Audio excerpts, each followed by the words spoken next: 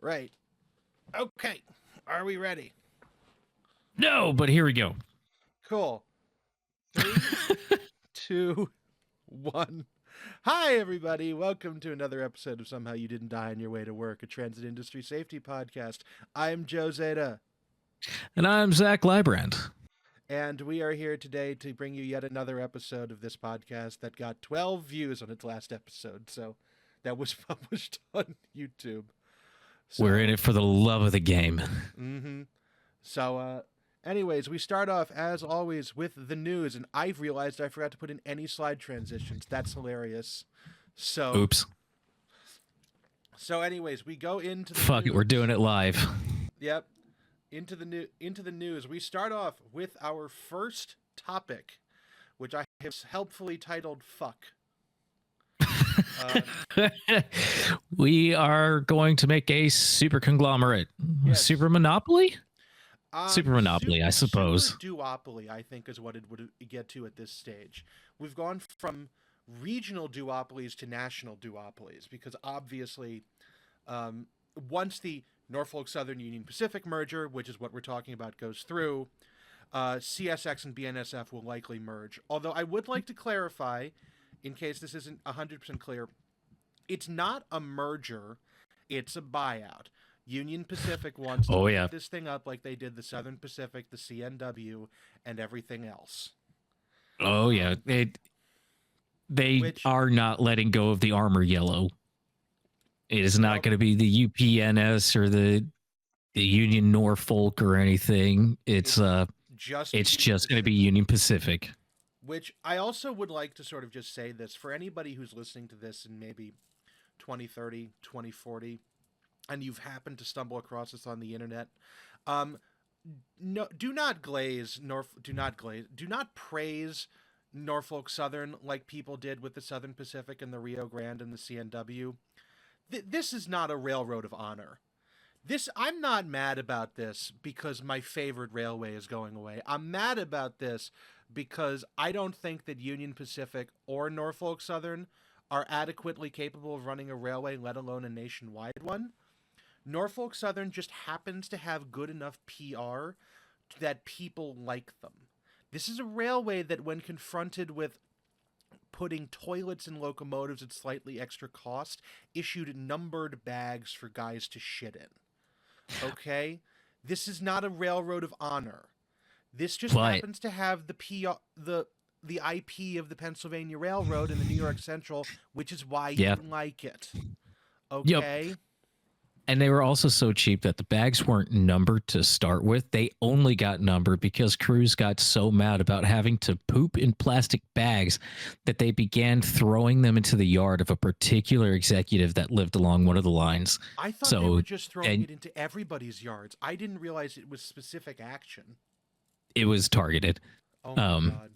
So he got the number. They had to spend a little bit more money to get the bags numbered, and there was some poor soul at every yard whose job it was to log the bags of logs coming in and put them in a burn barrel, and then they would have to burn the poop. And this was somehow cheaper and more effective than just buying locomotives with toilets. Yeah, although locomotive pricing is insane. For a completely different reason, I was reading through old articles of trains from the 80s, and in it I found that the reason why BN in the 80s went for B units on long-haul trains was that apparently building like SD40s without cabs on them saved $50,000 in the 1980s per locomotive. So, I believe it. Who the fuck knows what EMD was charging or whatever, but yeah, they're really doing this. As I've said before in other episodes, I don't particularly think that that it's going to go that well for them. See their takeover of the Southern Pacific and the subsequent paralysis of the Houston area. I also think that a railway like this is going to try and build a lot of value off of unit trains and intermodal, which is great if the United States doesn't start tariffing all of its trade partners. Oh, wait. And systematically removing a lot of its... And so clearly what they would need to do to get around that is to systematically build up their carload freight infrastructure, which they haven't done. So I And don't foresee this going well. I see this going to the point where this one mega railroad is going to get to a point where they believe that there's simply not enough money made in switching out trains, blocking up trains, and servicing customers directly that aren't intermodal yards. And I think we're going to see a lot of operations that get spun off to short lines, like the Union Pacific just did with one of the G&W roads up in Eugene, Oregon. Portland and Western. Yeah, Portland Western. Yeah. Yeah, Portland Western now runs the Eugene yard. They build the trains for the UP. They do UP paperwork, but it was taken. All the jobs in that yard were just completely taken off the table for Union Pacific crews, unless you're on a train that arrives or departs from there, and that's it. Yeah, and other things, and there's some fuck ass senator from or representative from Missouri that wants to get rid of Amtrak's priority designation that they ignore anyways. So I'm not sure what good that would do. This is not beneficial for the railroad industry, but it's in ways that on paper shouldn't be happening. Like on paper, this is actually a fairly decent idea because it allows trains to skip the nightmare that is Chicago and through run to their destinations or at least to other yards further away, like North Platte, like Elkhart, Indiana, maybe go down through Kentucky, through Tennessee, and places like where they would otherwise meet, Irondale, Alabama. And what's actually going to happen is that none of that is going to happen, at least for years, and instead we're going to get more and more unit trains of commodities that are being slowly phased out, like coal, like oil, and we're going to get less and less carload traffic because they're just turning that away to trucks at a time when our highway infrastructure is starting to age out of existence. And then at the exact same time that's all happening, we're also tariffing the intermodal traffic that all of these railroads have decided is the lifeblood of their operation. The only thing worth their time. Yeah. That's how they feel. That's how they feel, and it really just doesn't. And I'm interested in a macabre way, literally like watching a train wreck happen, how this is going to go. If you see on the other side of the screen, there's a screenshot I took from Railway Age, which is there's always an excuse not to improve service. Yeah. Buddy. Which also, I like that the image they used for Norfolk Southern in that article is one of the former Conrail units that Norfolk Southern got rid of like a decade ago, because it has the marker light in dimples. Oh, and it's got the number. I wonder if that's a subtle nod. No, it's not. That is file photo right there. That is search for Norfolk Southern in like the AP archive or whatever. Because I feel like someone at Railway Age would be nerdy enough to understand and make a dig by putting up a Conrail unit painted up in NS. I hope so. I just am accustomed to like file photo previous. Oh, I hear that. Used. I do think it's funny that most articles do use Union Pacific only, which is a little bit interesting. Like Norfolk Southern units are just not included in this article at all. But they really are the just like the other party in this. They're getting bought. This is like any merger and any other merger. It's this, you want to talk about mergers. This is the Daimler Chrysler merger, and Union Pacific is Daimler. Oh. This is the thing where like I could realistically see Altoona shops getting shut down. That sort of thing. Yeah. Like we don't. About the only good thing that I've been trying to think for months, weeks, however long this has been going on for, because this happened really quickly. You can see how there's like two different articles here because it happened before we could record this podcast. They went from planning to doing, but it was a matter of days. Yeah. The only thing I could think that is an actual net positive is that Norfolk Southern and Union Pacific both have fairly robust support for steam excursions, which is sort of, And Norfolk Southern has kind of real dropped off quite a bit in the last decade. The reason why is they've required all their steam operating partners to get, which is Fort Wayne and Steam Railroading Institute, and that's about it. Maybe not even Steam Railroading Institute. Like the 3 people who have steam engines that they trust, they require PTC, and none of them have PTC.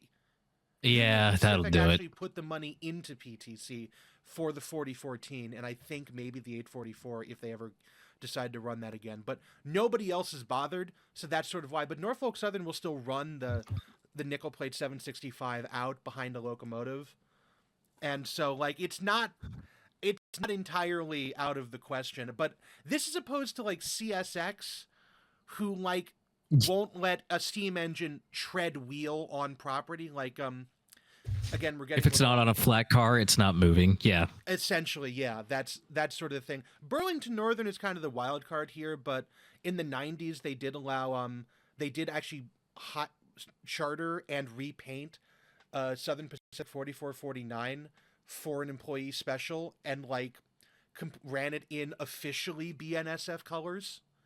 Which was all, they did. It was all black. With it was BNSF. Cool. Yeah, I remember that. Yeah, but that's about it. So, you know, that's a little bit of a wild card, but, you know, BNSF CSX is a bit of a long ways off. It expected, but not like, I couldn't begin to tell you how it would actually go. This one is just, I can tell you how it's going to go bad. I cannot wait to have multiple days in a row where I show up to work to run a UP interchange train and just build up a train, wait for 10 hours, disassemble the train, and try again tomorrow. It's going to be a parking lot. If it's anything like the Canadian Pacific and Kansas City Southern merger, it's going to be a parking lot for a while. I personally cannot wait for all of the NS Heritage units to get yellow patches. I can hear the rage being slammed through the keyboards already. Yeah, no. The amount of foamers getting mad, upset, and or nostalgic over jet black locomotives with a horse on it is like, with a yellow patch on the side, is like going to be phenomenal. Like, maybe this is just me. I don't understand how I like Norfolk Southern better than CSX for livery. But I do. But it's still, this is not a railroad of honor. Nothing they have done is worthy of your respect. You just like them because they're there. This is not a place of honor. No highly esteemed deed is commemorated here. Nothing valued is here. That's it. They need to put that outside of Altoona or something. Like, just go away. Put that on the door of the corporate office. Which, by the way, Atlanta is apparently very upset that they're going to lose the NS headquarters right after they stole it from Norfolk, Virginia. It's like, I wonder how that feels, you assholes. But anyways, we have. Let's talk about some more train disasters. Some more train disasters. Yeah, fuck this shit. Fuck all of this. So, we're gonna go with the little text down at the bottom first. Out of town foamer destroyed by Fax Logic Oldsmobile Silhouette. So if you can see at the top of the screen, there is the Union Pacific CNW Heritage Unit, which ventured far from home on a CSX intermodal train to the massive CSX North Baltimore yard in North Baltimore, Ohio, which is nowhere. Just don't even worry about it. It's in the middle of fucking nowhere. It was on a Friday night. I heard about it as I was leaving work, and I was like, I should go out and see that. And I was rewarded for my trouble by some dumb bitch in an Oldsmobile Silhouette with no insurance. She presented the cops a fake insurance card. Hell yeah. That's her in the black shirt. I hate her. She pulled out of the employee gate for the North Baltimore yard, presumably put her foot down, and then, I don't know if she zoned out, if she decided to send a text message, but whatever she did, I was doing about 50 miles an hour because the car in front of me was doing 54, and I was keeping my distance with my adaptive cruise control, and she hit me doing about 70. Jesus. Because that is, my trunk doesn't open, my bumper I had my bumper I had to cut off to get home. It marked up the spare tire. The actually my car had one of those decorative covers over the trailer hitch, because God forbid you ever tow with an SUV. And that's just gone. That like ceased to exist. I have no idea, like it evaporated. I have no idea where it is. You got hit with the Marvin the Martian disintegration beam. Yeah, like it just doesn't exist anymore. And what's even better is, we are recording this on August the 3rd. Tomorrow, August the 4th, I was supposed to take my car into the body shop to get fixed from the other accident that I had over Father's Day weekend, when I went around a car and the car decided to go around that I was going around decided to go around another car in front of them and swerved right into me. So the car right now, and neither of these accidents are my fault. I want to make it clear. I was not cited in either of them. But the car currently has $16,000 worth of damages that the insurance is paying out for. Always have your underinsured motorist coverage, kids. Absolutely. As high as you can. I'm in a rental right now. I might have to give it back because the rental company gave it to me with all 4 tires low, and the TPMS sensors won't turn off because because it's an Audi and you have to go to the dealership to get it reset. And I live in bumfuck somewhere, so the nearest Audi dealership is over an hour away. So I am in a little Audi Q3 that just looks so fabulous right now when I get out of it. It's such a tiny little car. What a bad design if you have to go to the dealer to get the TPMS light turned off. Well, I don't fucking know how else you do it, but it's an Enterprise doesn't send it to anywhere but the dealer or to like a local shop that they trust. And so they can't, yeah. They're just going to give me a new car. I don't care. But I did get the photo of the Heritage unit, which was all good. That photo is taken actually while the cop is taking my statement, because which is.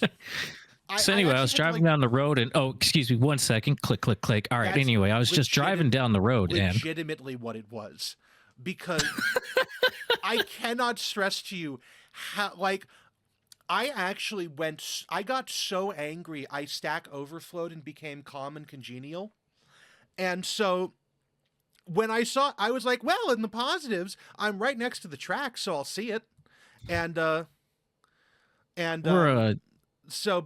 there were 2 cops there. One of them was very nice and very polite, and naturally he was the junior officer. The other officer worked out too much and genuinely had the least de-escalating presence I've ever experienced from a police officer. Rookie hasn't been jaded yet. All right. So I've never seen someone who looks like he works out too much, but still has like a lithe muscle tone. Like, I'm like, he looked like the angry guy from The Big Short, if you've ever seen that movie, The Angry Stockbroker. Yeah. He looked like him, and I'm like, you work out too much. And I don't know how else to describe him, but yeah, that was fun. I definitely had a fun time on a Friday night. Were you able to drive that home? I was able to drive it home, but the car kept yelling at me about my backup sensors, and I don't know. I checked all those sensors. They were fine when I tossed them into the back seat. I have no idea why they keep yelling at me. So...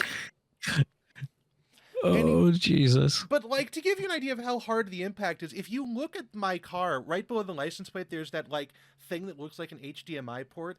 That is the electronic button for the trunk release that has physically come out of the trunk. Like, that has just been completely pulled out of its socket by the force of the collision. I had to unclip it and toss it in the back from the wiring harness. Did that lady's airbags deploy? Yes, they did. Which, good. Honest to God, have you ever seen the crash safety video for that generation of GM U-body minivans? No. They're bad. They're really bad. Oh, That got like in 2000 1999 or 2000, whenever, when they actually crash tested them, they got like 3 stars. Like the crash safety rating was like an aluminum can. It was that's a GM product. That's or not GM. especially Excuse me. it is a That's a GM. Ford product. That's wait. It What? is a GM. Hold up. Ow. What? Oldsmobile Silhouette. Oh. I'm getting my domestic brands mixed up. I'm very tired. I'm sorry. Yeah, Oldsmobile Go on. Silhouette. Pretend I didn't say anything. Yeah, It's usually best. So that thing just would have crumpled up. I'm amazed there was a less damage, but there wasn't more damage to her car. But whatever. I looked up the title online because you can do that in Ohio. She paid $300 for it the month before. Or what's that? Or that's what she put. That's what she put on the title. So who knows how much she actually paid for it? I had to look up the title of the guy that rear-ended me on the same day. It was far less dramatic, but I had a guy rear-end me in stop-and-go traffic. We pulled over to the side of the highway at a particularly dangerous spot in a construction zone and took a look at it. And he asked the earnest question of, would you be willing to move somewhere that isn't right here? And I trusted him and I said yes, and the motherfucker took off on me. But I got his license plate, called in a few favors, and looked up his registration. And turns out he's just a piece of shit overall who is a 3-time convicted pedophile. So maybe I lucked out by not having to interact with him. I hope that you have told the relevant authorities that he is, in fact, a hit-and-run driver in addition to all of his other many crimes. Yeah, his probation officer was not happy. I can only assume. But anyways, now that we have seen out-of-town Foamer destroyed by facts and logic, we have to go on to the next slide, which is our aviation roundup. To give you a hint, this section was so long I had to pare it down. There was a plane crash in Russia that happened last week. 47 people died. No idea why, presumably because it was in the far east of Russia, where bad things are the only thing that happened. Anyways, this is a big one. This is a Bangladeshi fighter jet that crashed into a school. Specifically, it was this aircraft down in the corner, a Chengdu F-7 BJI, which is a license-built copy of the MiG-21. I was about to say, it looks like a big. It is a MiG-21. That design first flew in the 1960s. This was one of the last Chengdu F-7s built in 2013. The Bangladeshis were the last customer of these.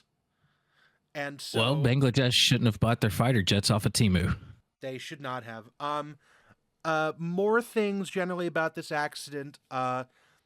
It was fun watching on Wikipedia every day as the article got more and more blue links as English-speaking Wikipedians tried desperately to generate Wikipedia articles for things in Bangladesh that are relevant to this accident, which included people who died in the accident, the pilot, the place he crashed into, all sorts of things like that. Accidentally enriching Wikipedia just so you can claim you have a higher article count. I suppose.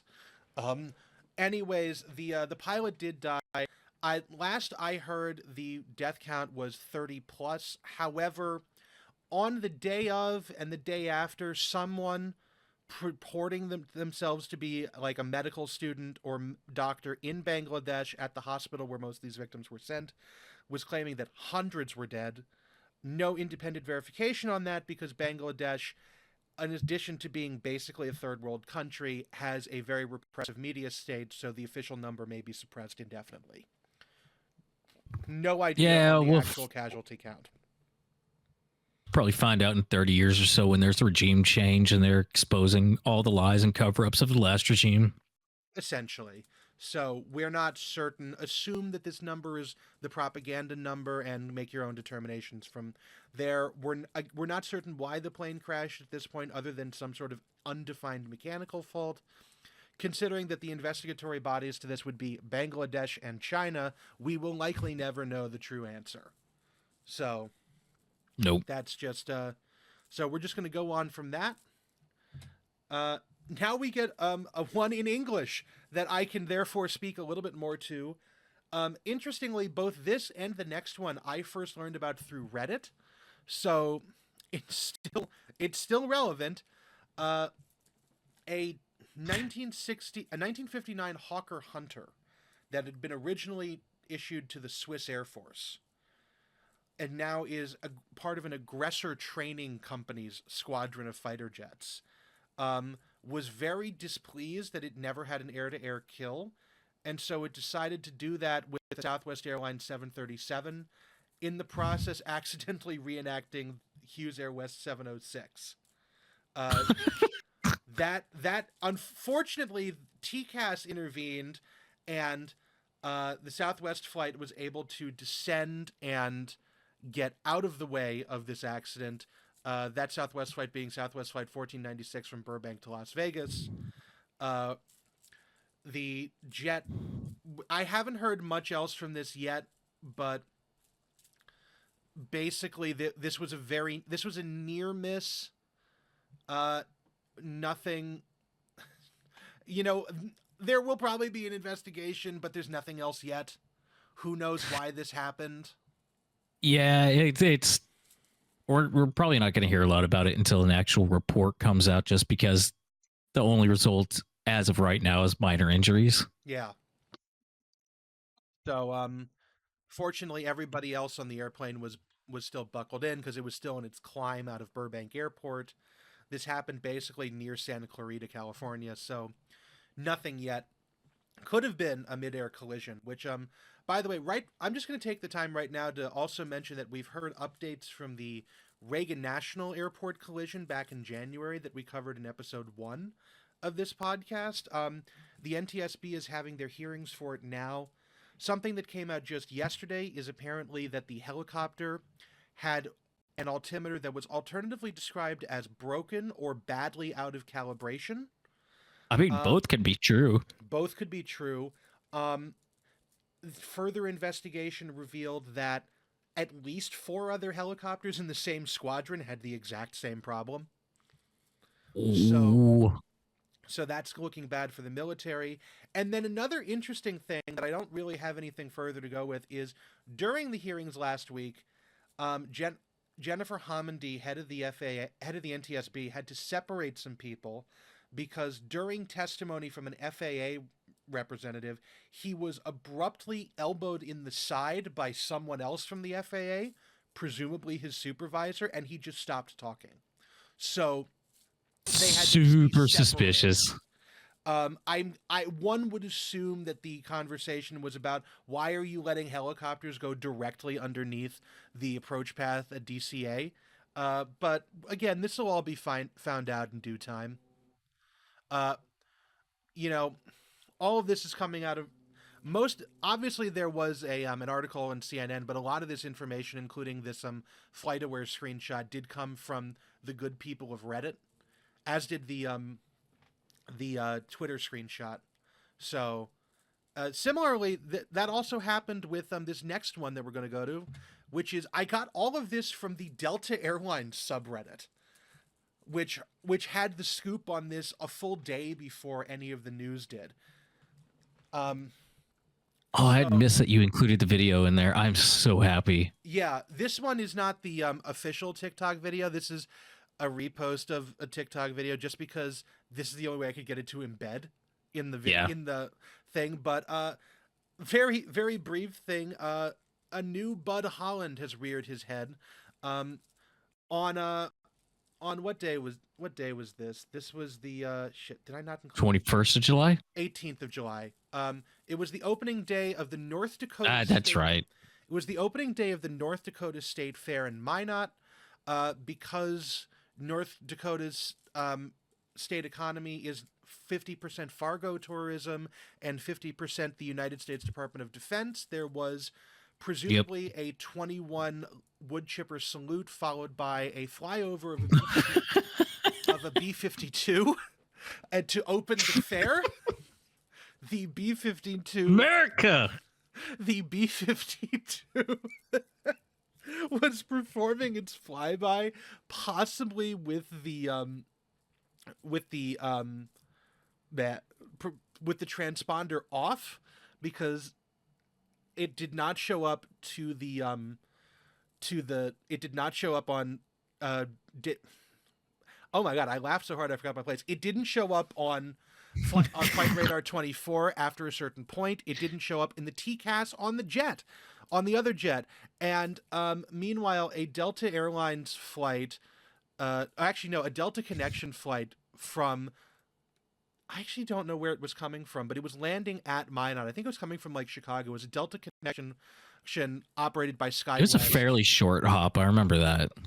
It was a Delta Connection SkyWest flight operated by an Embraer E175 that was landing at Minot International. And I'll let the pilot of the airplane, who is really mad about this in like a really professional way, explain what happened. This is what I was thinking of earlier when you were talking about getting so mad that you just turned cordial. Yeah, no, that's exactly the same thing. For just to note, this video is mostly of the passenger's leg because someone was just recording the audio mostly, so I'm not going to full screen it. For those of you on the right-hand side, you probably saw the airplane kind of sort of coming at us. Nobody told us about it, and so we continued, and air traffic. There's no radar here, so the tower is controlled, or excuse me, the tower does everything visually, and so they said report about 6 miles from the airport. So we did that. I think he realized that the spacing wasn't going to work, and he said turn right. And I looked over, and there was an airplane, which those of you on the right-hand side, I thought it was a small airplane like the one you see at the airport right now doing touch and goes. And he said turn right. I said there's an airplane over there, and he says turn left. And then by the time we read back to clearance, looked over and saw the airplane that was kind of coming on a converging course with us. And so given his speed, it was a military, I don't know how fast they were going, but they were a lot faster than us. I felt it was the safest thing to do to turn behind it. So sorry about the aggressive maneuver. It caught me by surprise. This is not normal at all. I don't know why they didn't give us a heads up, because the Air Force Base does have radar, and nobody said, hey, there's also a B-52 in the pattern. Long story short, it was not fun, but I do apologize for it, and I thank you for understanding. It was definitely not a fun day at work today. So have a nice evening, and glad you're safe. So yeah, that was I do like how how I saw this was on the Delta subreddit. So I watched the video before learning anything else. So just him burying the lead that it was a B-52 was just absolutely insane. I also just want to say, could you imagine being the pilot of that jet, of the SkyWest jet, having to go to like the Holiday Inn Express Minot International Airport and then try and decompress from what just happened? Oh, how do you recover from almost getting into a midair collision that in Minot, obviously in Minot, that even caught the air traffic controllers off guard, because one of the reports that I read said that because Minot does not run radar, they run it all on visual. They're supposed to be notified about stuff like this, and the Air Force just didn't say anything at all. So they went, there's another plane out there, go right, I guess. Oh, you can't go right, go left. Yeah, just go around, just do anything. But yeah, this is not a fun situation. A lot of people had to very shakily take a breath afterwards. Generally not a fun time for anyone, and definitely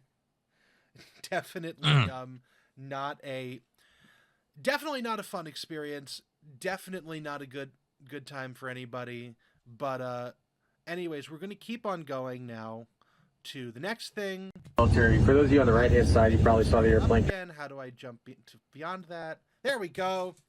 Jack, do you want to read the thing in the brightly colored triangle for this one? Beep, beep, beep, beep, beep, beep, beep, ding dong, the witch is dead. Ross Rowland has died, long hailed as a titan of the steam industry, but truly just another boomer with too much money and a raging asshole. Ross Rowland kicked the bucket. Like a couple of weeks after, he posted on the Railway Preservation News forums that he had cancer and was expected to have a few more months to live. He just croaked. For those of you who don't know, Ross Rowland kind of came to fame for owning the Chesapeake and Ohio 614. And it did a lot of runs, particularly during the 80s and 90s, trying to find a reason to use steam again and try to make it more efficient. He was really into the American Coal Enterprises thing, wasn't he? Oh, yes. That same about the Burlington Northern's B units also mentioned what could the future be, and talking about the ACE engines as though they were like a viable thing. Yeah, he made this weird, I believe it was supposed to be like a coal turbine steam locomotive that looks sort of like a diesel locomotive. Yeah, I think it was like designed to be operated. It was really weird, whatever it was. It was like a ground coal powered turbine that I think shared a lot of its design with the Norfolk and Western's John Henry. Yes. Which was a similar thing where you have more coal than anything else, so you might as well use it. You might as well. Sort of like an Appalachian Saudi Arabia kind of thing where they give away gas for like 12 cents because they have so much of it. So he made these things. He was trying to make them be able to be run by just one person because, like any good boomer, he was an absolute union buster. He had famously terrible takes. There's one apocryphal tale about why, after doing so many trips with the 614 on New Jersey transit lines, they just kind of suddenly stopped. And that was because he was drunk as a skunk while he was running and absolutely broke several speed limits just because he wanted to see what his locomotive could do. Yeah, didn't he do like 90 miles an hour or something? There are several people who allege that he broke 100. I mean, on one hand, dudes rock. On the other hand, fuck him. Holy shit! Way to ruin it for everybody else. Exactly. Like if you want to be doing that, be like the guys at Fort Wayne who got Metra's permission to go as fast as they wanted on Metra's tracks. There is a way to do it. You can't just decide to do it one day, though. Yeah. He also had notably terrible takes that he loved to display all the time. I have included 2 screenshots from the Railway Preservation News Forum, which both are as pithy as he always is. I like the first one. It certainly raises the questions: are the blacks able to self-govern? With precious few exceptions, the entire African continent is a basket case, with the majority of the nations in or approaching failed state status. Sad and serious situation for sure. Ross Rowland. That is a direct quote. I have to say, the one thing I will give him a small amount of credit for is that he does sign his name. Like if nothing else, this man stood by his opinions. They're terrible opinions, and he shouldn't have them. But he did, in fact, put his name to all of them. Like, we don't have to give him that level of credit, but at least he did. At least he said, "I am." What the fuck was that noise just now? Are you okay? Zach, are you there? What was... Oh, no.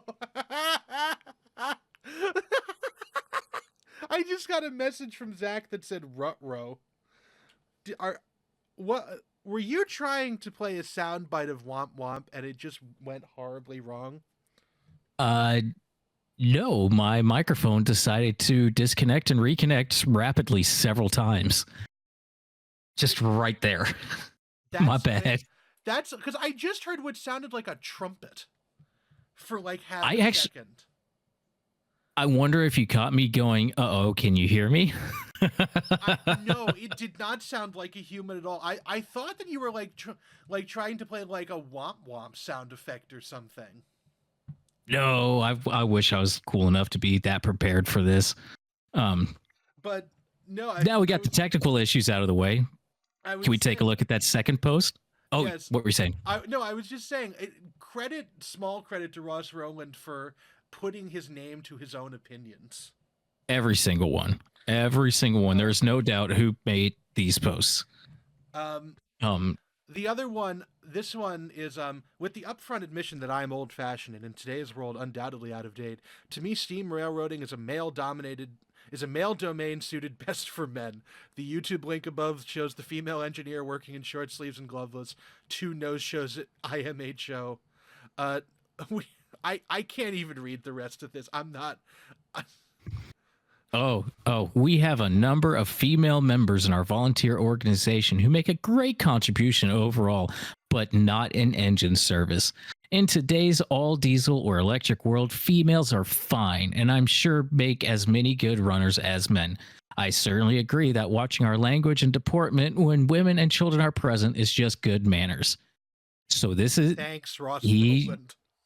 Yeah, I'm sorry, I forgot to read. Yes, he signed that post too. There were a lot of people who also reported trying to get involved with the 614 when it ran and were turned down, and it was because they were either a woman or black. He did not like women or black people near his steam locomotive. I would also like to say that I clipped this second one from the thing. This was the second page of an article of the discussion. The first post was a shitload of people who were either women or not assholes saying how women were like ramrodded out of a lot of steam preservation agency. Oh yes. So this is I vaguely remember when that happened. Yeah. This is him coming in like a page and a half into this and being like, I don't think women should be on the footplate. It's like, fucking seriously, Ross? It's 2021. Like, I actually found tone this one deaf as fuck. I found this one because I was looking for one where he was a lot more openly sexist in the early 2000s when he was posting these. Because I have to say, this website in particular is a wealth of phenomenal information if you need something from the early 2000s in preserved railroading in the U.S. Like, I was writing an article once, and I found comments replying to each other from the head of the North Carolina Transportation Museum and the head of the IRM, which is like about Days Out with Thomas, because I was writing something about Days Out with Thomas and other events that museums could do. The head of the North Carolina Transportation Museum at that time, Jim Wren. It's like that's like just like as far as an official source goes, you can't get much more better than that. Also, you can just find Ross Rowland being racist in public. I met him once. I met him one time. I actually had dinner with him and 10 other people at a what's it called? RPCA, Railway Preservation. Man, I should know this. Railroad Passenger Car Alliance, excuse me. Railroad Passenger Car Alliance in Spencer, North Carolina. And he was seated, we're at a big round table of 12, and he was seated almost directly opposite from me. So I didn't really get to talk to him too much. But I was kind of talking to the folks who were sitting closer to me on my side. And at one moment, in a lull in the conversation, I looked across the table and saw Ross Rowland lean uncomfortably close to the young woman that was sitting next to him. And like, you ever see that trope of everybody's at a club, somebody's trying to talk and the record stops and they accidentally yell out something embarrassing? It was just like that with him. The conversation just hit, like everybody's conversations hit a lull at the same time, and we just hear, I've got Viagra up in my room. Oh, no. I was like, oh, Jesus, come on, man. And that poor woman looked more uncomfortable than anybody should at a dinner table at a professional organization. That is, I got nothing. I got nothing else I can contribute to this. As I wrote, he was canceled by God after failing to be canceled by his peers.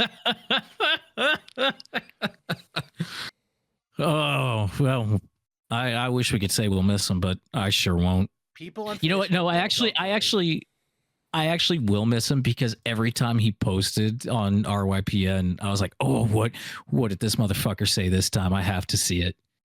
But It was like watching a car crash every single time. You can't look away. Fortunately for, I guess, somebody, the last thing he did before he kicked it was make sure that 614 was going to a more deserving owner, which at this point would be anybody, including Sims Metal Management. But it's off in Strasbourg now. Yeah, somebody's actually got a viable plan for it, which was another thing he famously couldn't do. He had pie in the sky dreams of like the Yellow Ribbon Express for veterans or another American Freedom Train. The Greenbrier Express. So many things that would require billions that he just couldn't. Well, billions is exaggerating, but required a lot of money that he just could not get investors for. Yeah, steam railroading is this really interesting thing where it requires a lot of money, but less money than you'd think, but more money than anybody who would be involved with this would have. Yeah. Like it's a community effort.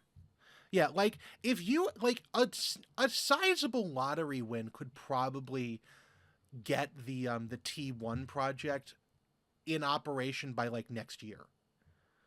But it's just like nobody's going to do that because anybody with that level of money is going to do something else. Like that's unfortunately the thing. We need more rich foamers who are like billionaires who aren't nuts. Which unfortunately all of those things cancel out. So you would be nuts. Yeah, it's like a rule at this point. Yeah. So but anyways, we have more slides still. Jesus Christ. Yeah, I'm done with this bastard. Get him off my screen. Yeah, I have gone on to the next slide.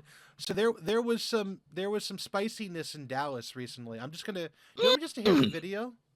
Oh, just hit the video.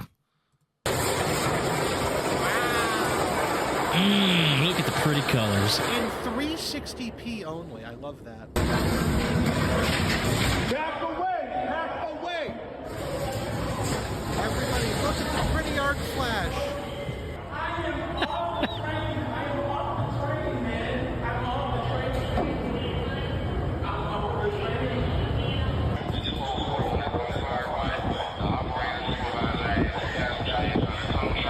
I hate these trains, so I feel bad for the people that got hurt, but it warms my cold heart to see one of these things just go up in flames.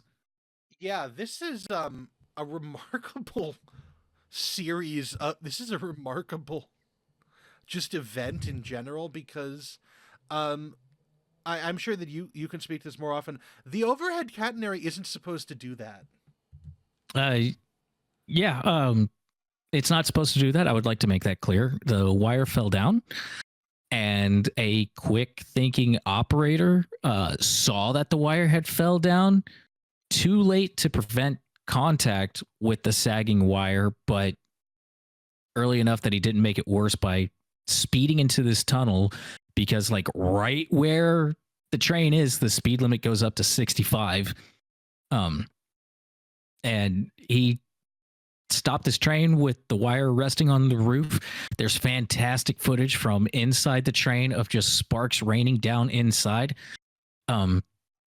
The contact wire that carries 860 volts and God knows how many amps fell, made contact with the roof of the train, and then the substation controlling that section of wire just felt these surges and pulses and went, yeah, that's fine. I'm not turning off. And it took several minutes to get it communicated to appropriate people could then shut down that substation remotely. And in the meantime, we got a cooked Kinky Shario LRV. And did it melt through the roof of the train and actually physically enter the passenger compartment? It is. I didn't want to take up 3 slides for this, but I got some fantastic photos from people who worked at DART, who went to the scene of the incident after it happened. The news had some good photos, but there is a great one that shows these trains. If you get in the door right behind the operator, it has steps because we can't do low floor trains here for some reason, sort of, but only in the middle section. But the front 2 doors have steps. there's a partition, and then there's like an open area where you could put a bike, a wheelchair from an old way that the system was run, a stroller or something, and then there's bench seating going down the train. And just in that area where you would put a stroller or a wheelchair or people stand when all the seats are full, there's just a chunk of overhead wire hanging out in there, and it melted its way all the way through the train. Which, you'd think the Paris Metro would have fixed this incident. This problem. We've had this happen before. Well, it kind of did, in that they were able to shut it off remotely, but it should have shut off automatically. Apparently it was pure chaos on the radio for a little while. I can't imagine. I was texting a friend of mine who my train goes right past a section of the DART light rail that's not very far from where this incident happened, and I had seen him go by kind of at the last second and waved. I didn't know if he saw me, so when I ended up stopped, I shot him a text. I was like, "Hey, I saw you.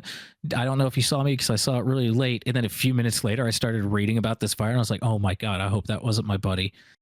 And he texted me back and said, "Nope, that wasn't me." Like I sent him another text, was, "Oh my God, are you okay?"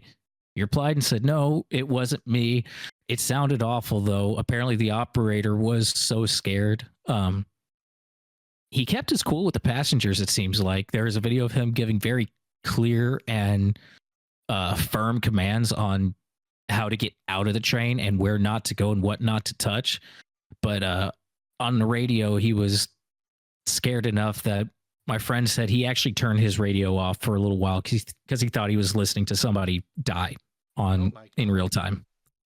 Yeah, you could kind of hear that in the video, because I assume that was him shouting into his handheld. But God, I heard a radio in there, but I don't know. I don't know if it was him or not. I'm not quite sure since I can't see it. I would like to give some credit and thank you to a friend of mine who is very intrepid and very brave and waltzed right into the side of the incident. You could see that this is going into a tunnel. That photo on the left shows the very start of what would have been a much worse place for this to happen, which was inside a 3.25 mile long tunnel that goes as deep as 120 feet. Thankfully, he stopped before actually getting in the tunnel. We didn't get chimney effect from the fire or anything. But my buddy decided that he wanted some photos, and damned if he was going to let things like fences and cops being nearby stop him. So thank you very much to thankyou.nature_ on Instagram for getting these photos and sending them to me in real time, because it let me see a lot more of what actually happened. Yeah. Thank you to your name to name withheld for name redacted. Name redacted for sending us these. I do have a question. Where is this in Dallas that this happened? So this is actually, I just realized it's very close to an incident we're going to talk about later in this episode. This is sort of on the southeast-ish corner of downtown. The DART light rail system has all 4 lines converged into one trunk line to go through downtown. This is the branch that 3 of the 4 lines then split off to start heading into the northern suburbs. And this is right before the entrance to the tunnel. And actually, that video you saw, whoever had evacuated and recording had evacuated into the tunnel. Most people went up and out to a grade crossing that's at the top of this hill. Somehow, whoever took this video ended up going into the tunnel a little bit. Okay. If this had happened, I mean, I don't think this would have happened inside the tunnel, because it does stay significantly cooler in there. And I'm pretty sure this wire sagged because it was at least 102 on the day that this happened. If it had happened inside of the tunnel, I'm fairly certain we would have seen casualties, just because probably smoke inhalation, if anything. Okay. I had one other question, which is, you said that it's good the operator didn't accelerate. wouldn't that have gotten the train beyond the sagging wire, or would it have caught on the train and then dragged the wire into the tunnel? I believe that if they had accelerated, it would have ripped the pantograph off. In the photo on the right, you can see that the pantograph is stored safely, lowered on the top of the car. If he had ripped the pantograph off, it probably would have put the train into emergency, at which point it may have coasted a little bit further. I actually don't know. I'm suspecting it would have gone into emergency, might have stopped further into the tunnel, might have just been able to keep coasting. I'm not sure. There is a lot of potential for it to be worse, but as it sits right now, he reacted pretty well because the downed wire didn't make contact with the pantograph and tear it off, which is evidenced by the fact that it's intact, sitting on the roof of the car still. Yeah. Although this car will never run again, so it doesn't really matter. Oh God, no! But Yep, it's rip car 204. Dart has 5 different orders of cars. They all look exactly the same, and if you don't know the extremely minor details that make them different, you won't ever tell. The middle 3 orders of cars, which includes car 204, are just trash. So it's no big loss. Okay. So cool. Are we good to go on to the next one, or is there anything else we need to talk about here? I look forward to seeing Dart get absolutely reamed by the National Transportation Surface Board investigation. Safety Board. Damn. National Transportation Safety Board. I look forward to seeing them get reamed because it's a long time coming. They've been getting away with some sketchy stuff for way too long. Okay. Cool. And that's it. Okay. Let's get some good news. Good news. Good news, everyone. Oh, pretty new train. Amtrak's investing in new equipment, and the first one is done. Yeah, this is officially the new Arrows, I think, aren't they? This is the permanently coupled Siemens Venture plus cab car thing, isn't it? I don't know if the Cascade sets are permanently coupled. Okay. I think they're separate cars. I think they had the foresight to make them separate cars so they can just change one out if something goes bad. It definitely has either way, it's going to look the same. Yeah, it definitely has a cab car at the other end, though. Yes, it does. It looks so cool. Pretty green coloring everywhere. Look, it's giving the Talgo that it's giving Talgo. I just said that out loud, but it resembles a lot the old Talgo sets. Yes, it does. Which it's the successor too. Yeah. It's one of Amtrak's best paint schemes, and it fits this very well. I'm looking forward to see how these things do once they're actually out in service. I know the Siemens Chargers locomotives aren't the greatest to run from what I've heard, but maybe that can kind of be weighed out overall by passenger cars that do a little better or that you could actually order new parts for, unlike a lot of Amtrak's aging fleet. And unlike a lot of other passenger equipment in this country, the Siemens Chargers and the Siemens Venture cars are fucking everywhere. You know, Brightline, Amtrak California, Amtrak Cascades, Amtrak Midwest, Amtrak just in general, Via Rail in Canada, EXO in Montreal just got their first one. And a lot of these same components are used on trains, Siemens trains that exist in other countries and other continents. So a lot of these parts are going to have parts availability for decades. Yep, they'll just all be in German. So it's fine. It's all right. I'm sure we can figure out toilet in German. Yeah, push to flush. It's WC. That's what it is. Because they say water. Good enough. We'll figure it out. Actually, the Stadler flirts that run on the Texrail commuter service out here have the bathrooms marked with WC. Yep, that was a bit of a trip to actually see. I didn't think they'd leave that. I guess. You know, honey, this train's written in Fern. What does it say? WC, Hank. I don't know what that means. I don't know what the hell that means. What? Why is there water in a closet? Which, you know, that show's coming back now for Yeah, midnight. As of recording, midnight tonight. You better believe. I don't care how long my day is going to be tomorrow or how tired I am today. I'm going to stay up and watch at least one episode tonight. I might King of the Hill, everybody. It's back. It's back. I never really watched it when I was on. I'll have to do some quick catch up. Apparently, it's actually got the same discussion in Japan that animes here have, which I was about to say it's been treated as Texas anime. Yeah, it is, and they even have the sub versus dub Yes. conversation about it. Yes.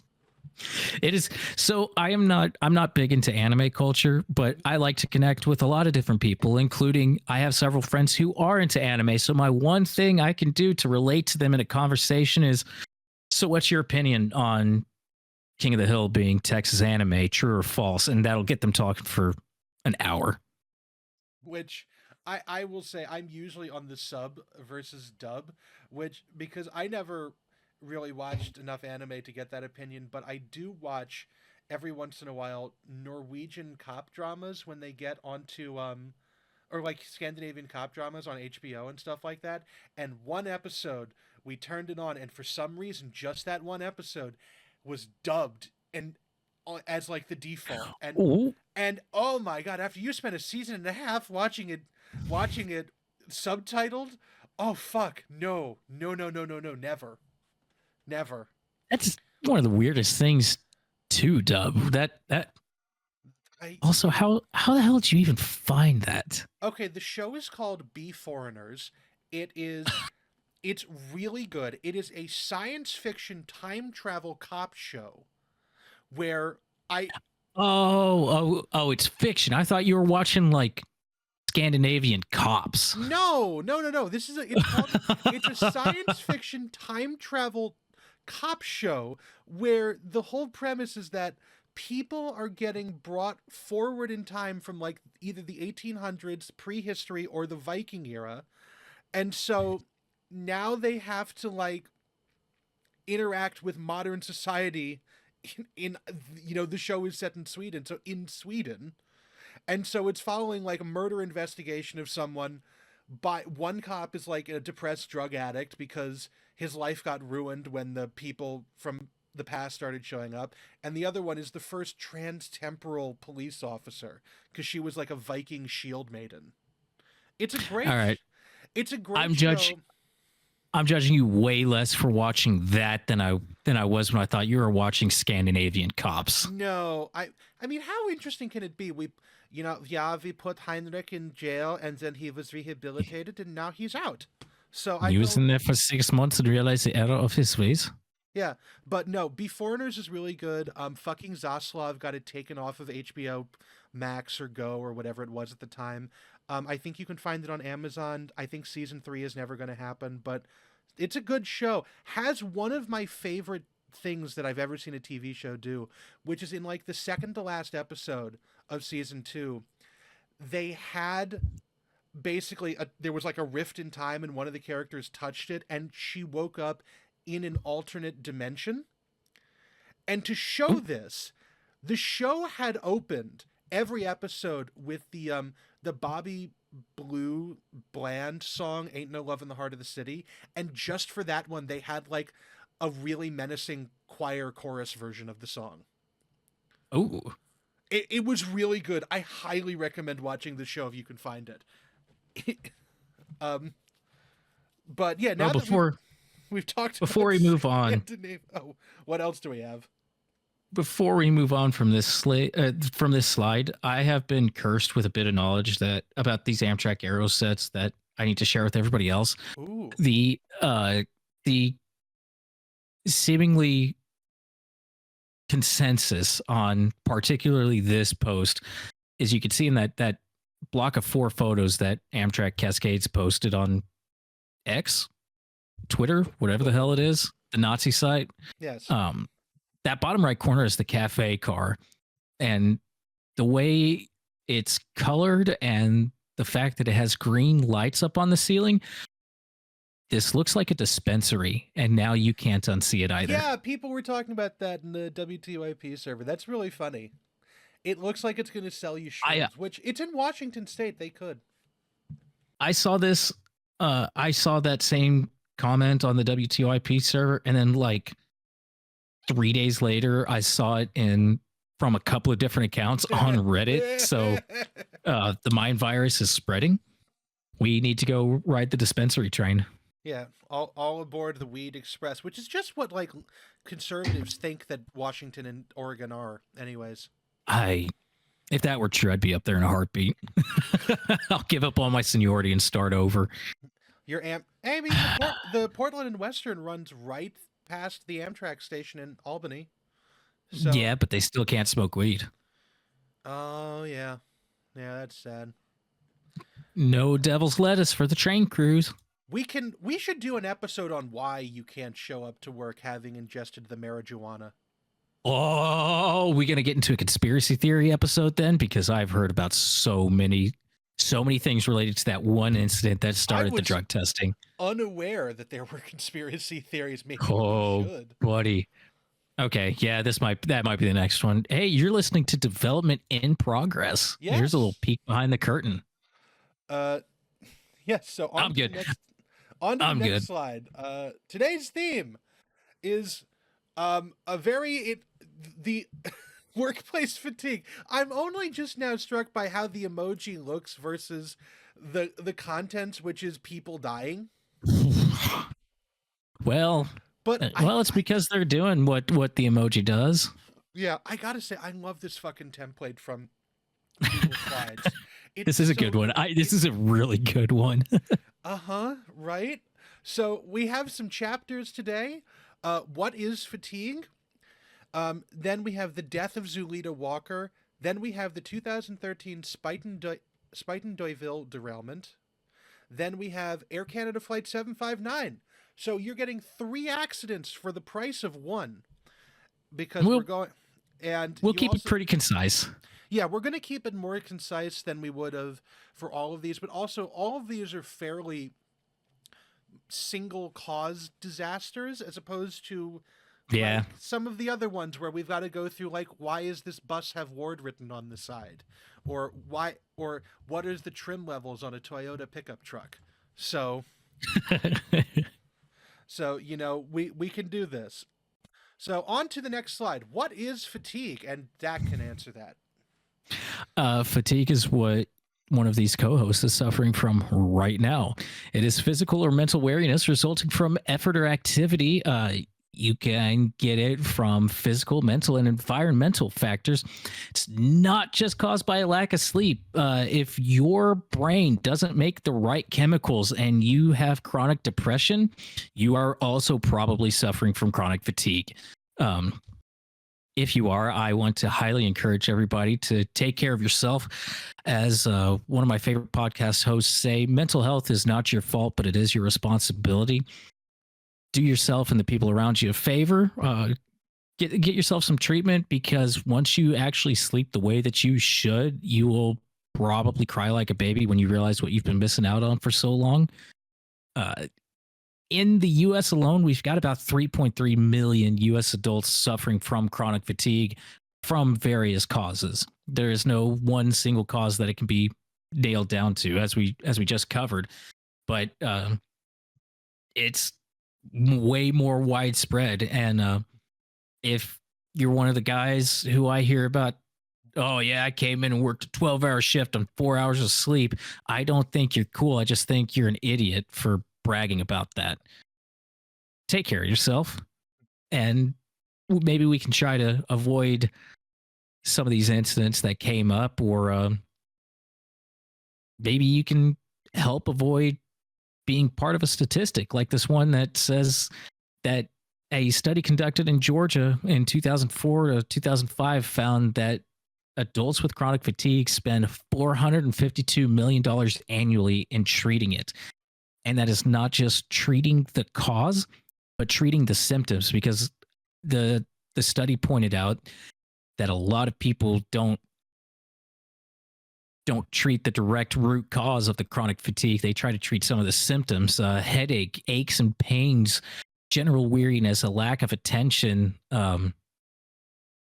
You can dance around a lot of it, and we spend a lot of money doing so. I'm assuming buying And coffee is included in that figure, or is it like more medicinal things? I think that counts as folk medicine, and it probably wouldn't get included in that statistic because if that was the case, I feel like that number would triple. Okay. I genuinely wasn't sure. Also, I I have a question, which is, what is the circumstances of this poor fella in the image here? Is this train in motion? It, I didn't know. I kind of assumed he did what I had done more than once, which was get to the end of the line, get in the cab, and set an alarm for a minute or two before departure and just take a nap. But now I'm looking at that screen and it looks like the needle on that digital speedometer is about halfway around. And it looks like this is being taken by a concerned passenger, because you can also see like it seems like it's on a bridge or something. Like, I'm not certain what's going on here. You know what? I'm not sure. I didn't find context for I'm seeing a digital readout up here in the corner that says 5-3. I don't like that. Is that? I don't know. I don't know. I'll be completely honest. I caught this I found this picture at the tail end of a day that was spent mostly sitting at red signals, and I was bleary and tired and just went, yeah, that picture.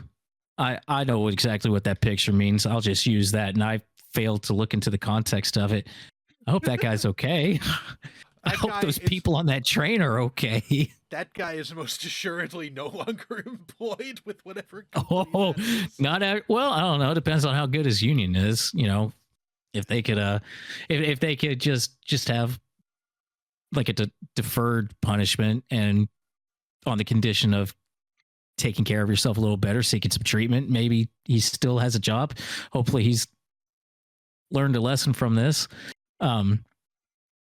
That's bad. That's really bad. I really don't like some of these details I'm just now seeing. Yeah. I almost, what's really bad is I almost just thought about this. Yes, the Spanish Railways mode of operation. But it's siesta time. Put the train in autopilot. Siesta time. Crash.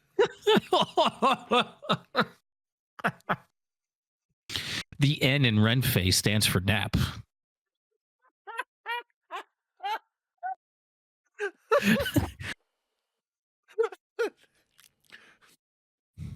Sorry, folks, I killed Joe. I was going to be thinking about that one for a minute. Anyways, I think we need to go on to the next slide.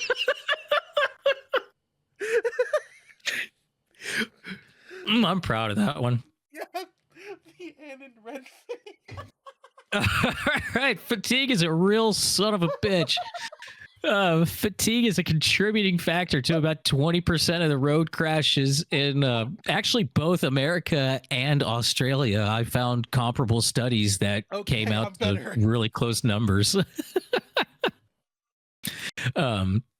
If you are driving a car after having been awake for 20 hours, that gets you at a similar level of impairment as having a blood alcohol content of 0.08, which many Americans will recognize as the legal limit just about everywhere. If you're Larry. Oh, God. Legal limit, not physical limit. I was actually talking with a friend of mine who's a lawyer. He apparently had to represent... He was a county prosecutor for a while. A guy in Canton, Ohio, he once had to prosecute, had a BAC of 0.34. How was that guy alive? I don't know. My blood burns just thinking about that. I believe it was some woman who was going through some terrible stuff in life at the moment, but I don't know how she managed it. I'm not even mad. I'm impressed. Yeah, right? I absolutely do not drunk drive, but I have been over that legal limit to the point where I recognize that, and I struggle with just walking my drunk ass to the shower. What'd you say, 0.35? Either 0.31 or 0.34, either of which is not a number that should be starting like a conversation. I feel like if you blow into a breathalyzer at that point, you blow, you hear the click, and then the readout just says jail. I was gonna say you blow into it, and it like the condensation is just vodka.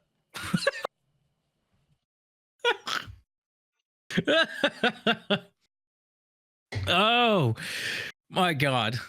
There's an untapped market here. At that point, the blood alcohol testing is just using one of those things when you homebrew beer that you put it in and it floats to see how much alcohol content you have. I need you to spit into this cup a lot, enough to get this bobber in here, please. And then when it comes up, and it's just like, and it just goes up. It just straight up. The last 16th of an inch is still in the fluid. Man, oh boy! Man, the floater fell out of the cup. Do you know what that means? It means I'm good to go, right? Man, it means you're going to jail right now. Oh boy! Well, if you are driving a car with what do we say, 20 hours, having been away for 20 hours, you're basically too drunk to drive, except sleepy, not drunk. Yeah. If you have 5 or fewer hours of sleep in the last 24 hours, your risk of crashing is just doubled automatically right off the bat. Yeah. I've done those things when, it's not smart. Microsleep is fucking scary when you recognize it happening. Oh, I hate that. I hate that so much. And that's the most common presenting symptom of fatigue is periods of microsleep. Yeah, it's really scary when you recognize it happening and you can't actually do anything to stop it. I have experienced this a lot, way more than I should, to be quite frank. And even at the times where like the only thing I'm doing is sitting in a chair in a classroom listening to an instructor explain something that I'm already familiar with, so I kind of tune out for a moment, and then I realize that all of a sudden he's talking about something that's like 3 steps past what I last remember him talking about. Even that's terrifying to me. That was me in school.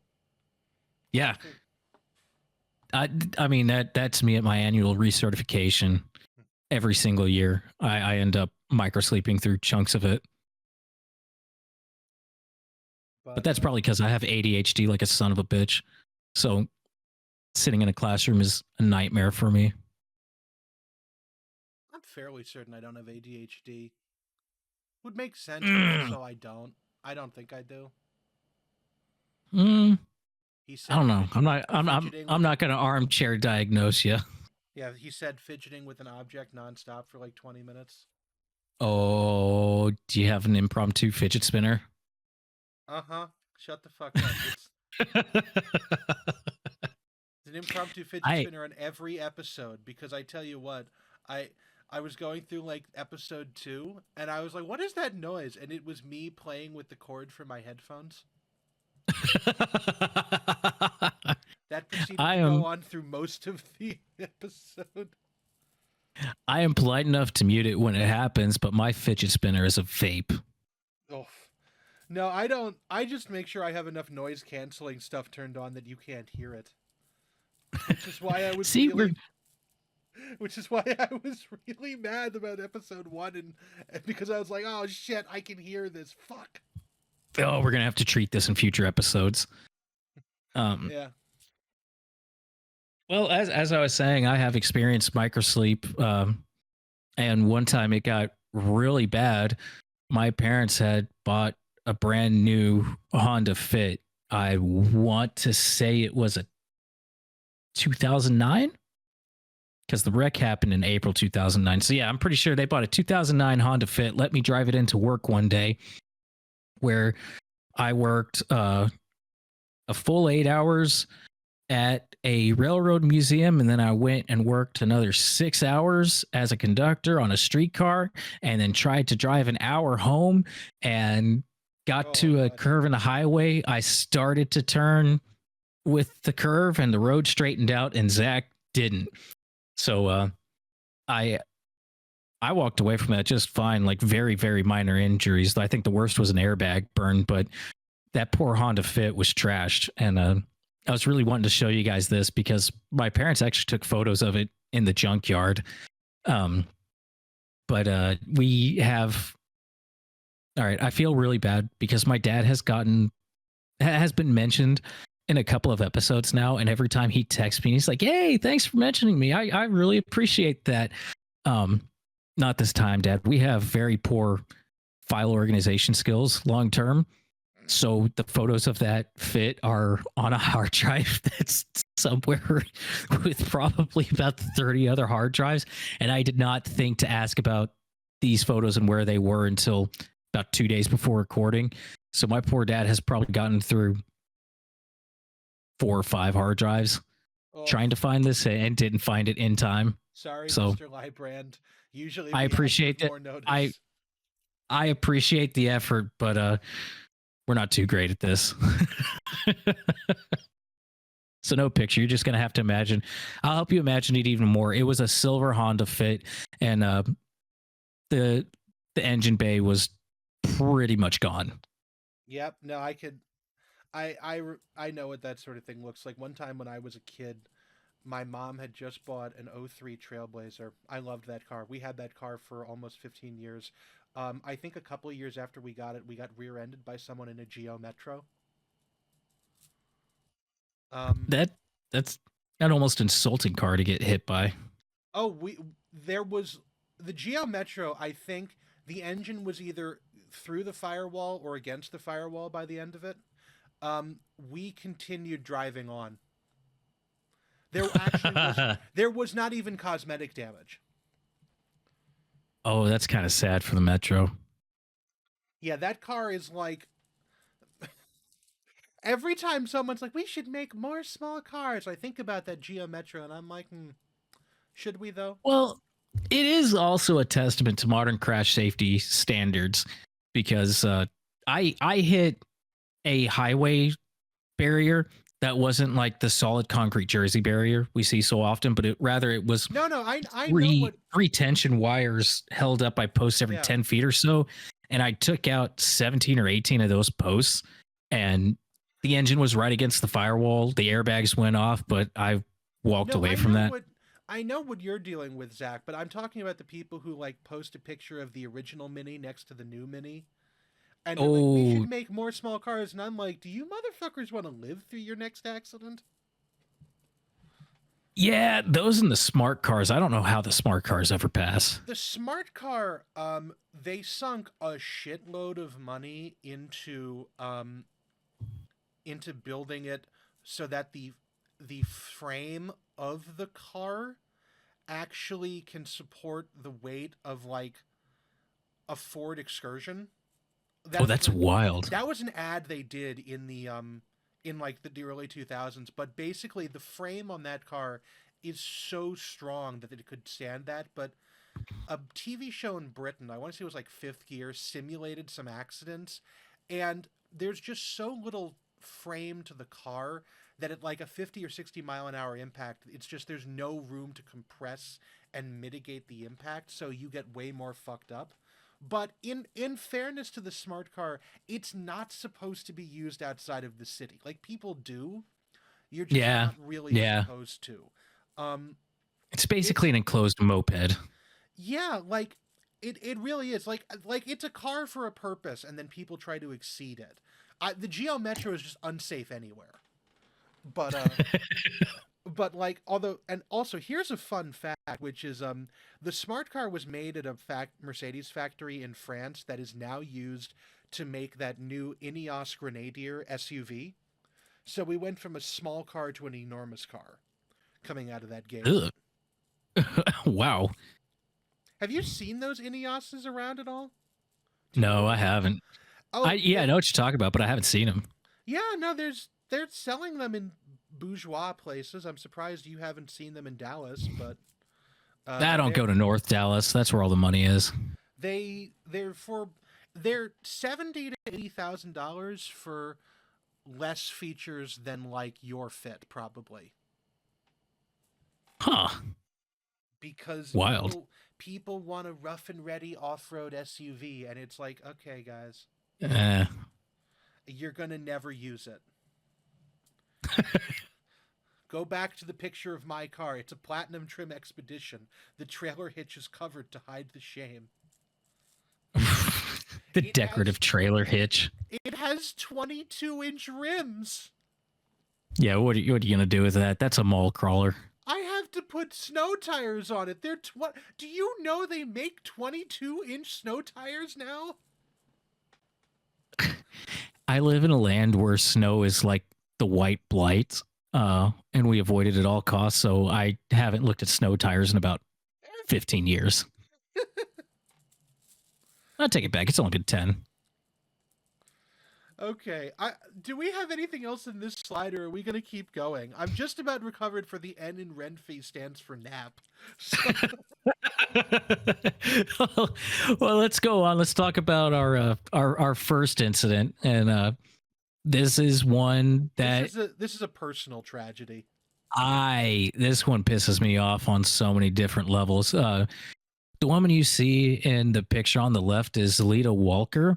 She was a bus operator for Dallas Area Rapid Transit, and on, I believe it was January 30th, 2016, she had an incident of microsleep when she was driving her bus back to the garage after finishing her run.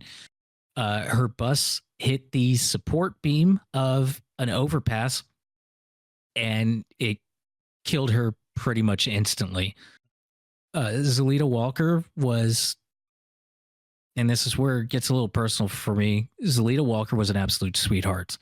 I didn't work with her. She passed away before I started at DART, but I was actually her passenger several times before I started working for DART. She was on the extra board for DART, and at the time, the DART extra board would have you come in at like 3 or 4 in the morning if you were on standby. And on standby, you come in, you say, I am here, and you sit and you wait for an assignment. She got an assignment that kept her out for a good chunk of the day. And then she returned to the bus depot, where instead of being allowed to clock out and go home, she was told to return to standby. She waited a few more hours and then got a route that was an evening relief, and then pulled the bus back into the East Dallas bus division. So I believe it was scheduled around midnight. She showed up at like 3 a.m.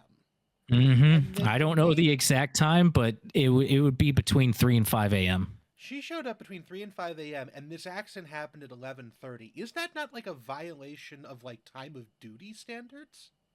Guess what the FTA does not give a fuck about? Oh my God. The Federal Transit Administration at the time did not have any rules about how long you could work in a single day. I believe they had rules about how many consecutive days you could work, but that was it. And DART absolutely loved to abuse this. This was a regular thing. You would be there all day long, and it was just viewed as a rite of passage until you got enough seniority to get a set schedule. And people rode buses driven by people who were like 18 hours away. Oh, I saw so many sleepy bus drivers.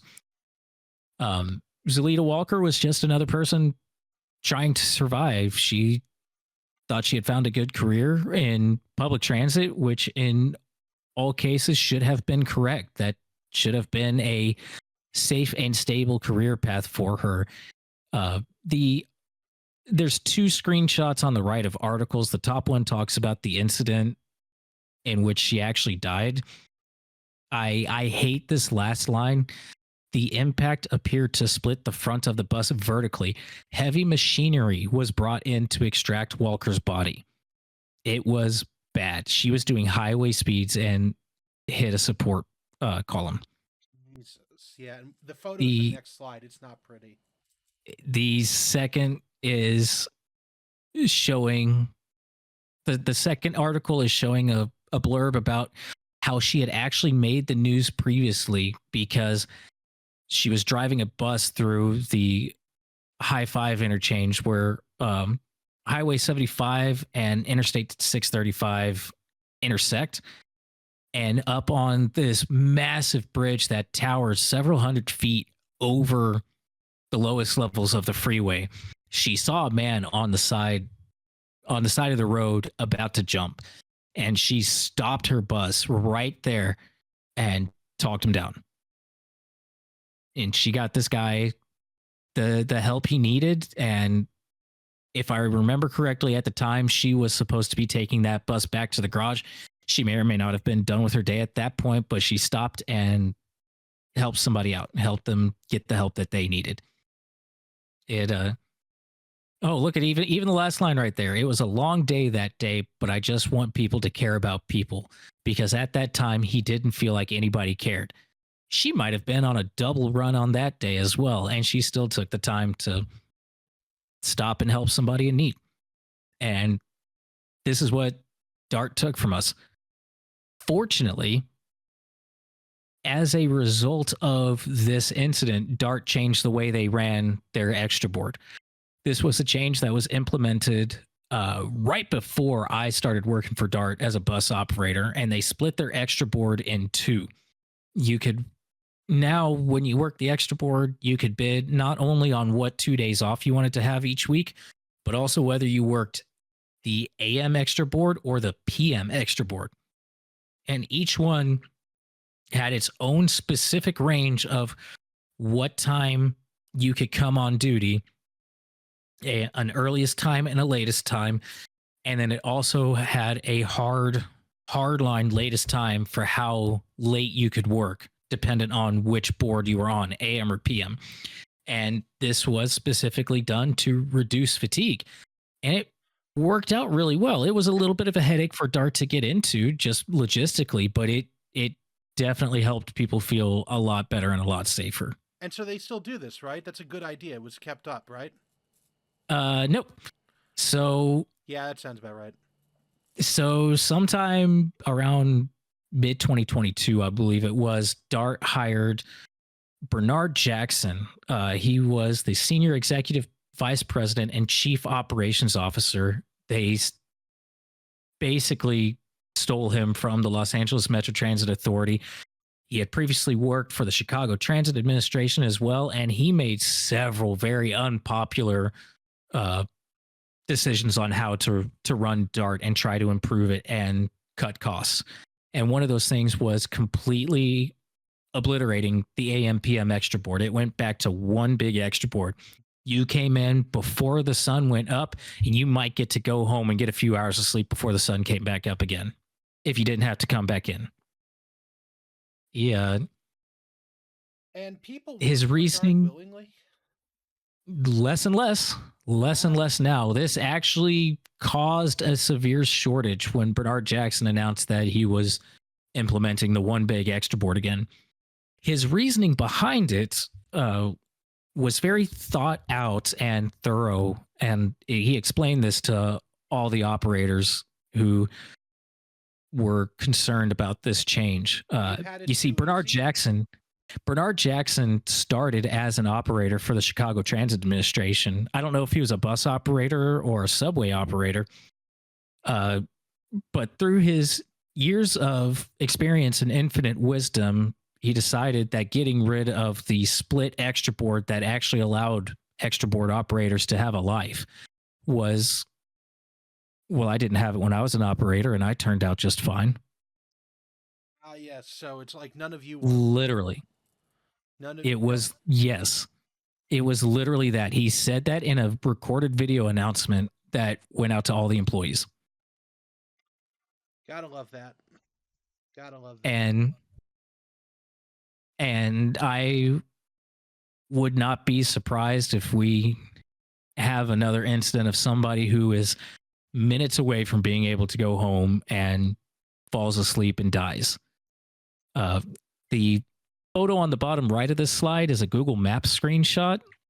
You can see it's a little hard to see, but you can see the tag towards the bottom, just left of center, that says 4 minutes, 1.5 miles, I believe it was.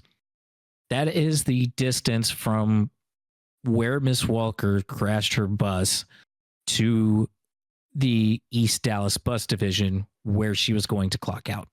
Yeah. She was 4 minutes away. And as a result, I'll give you all a warning on this next slide. There is no gore, but it is a fairly graphic image. Let's go to that next slide and see what this one big extra board got everybody.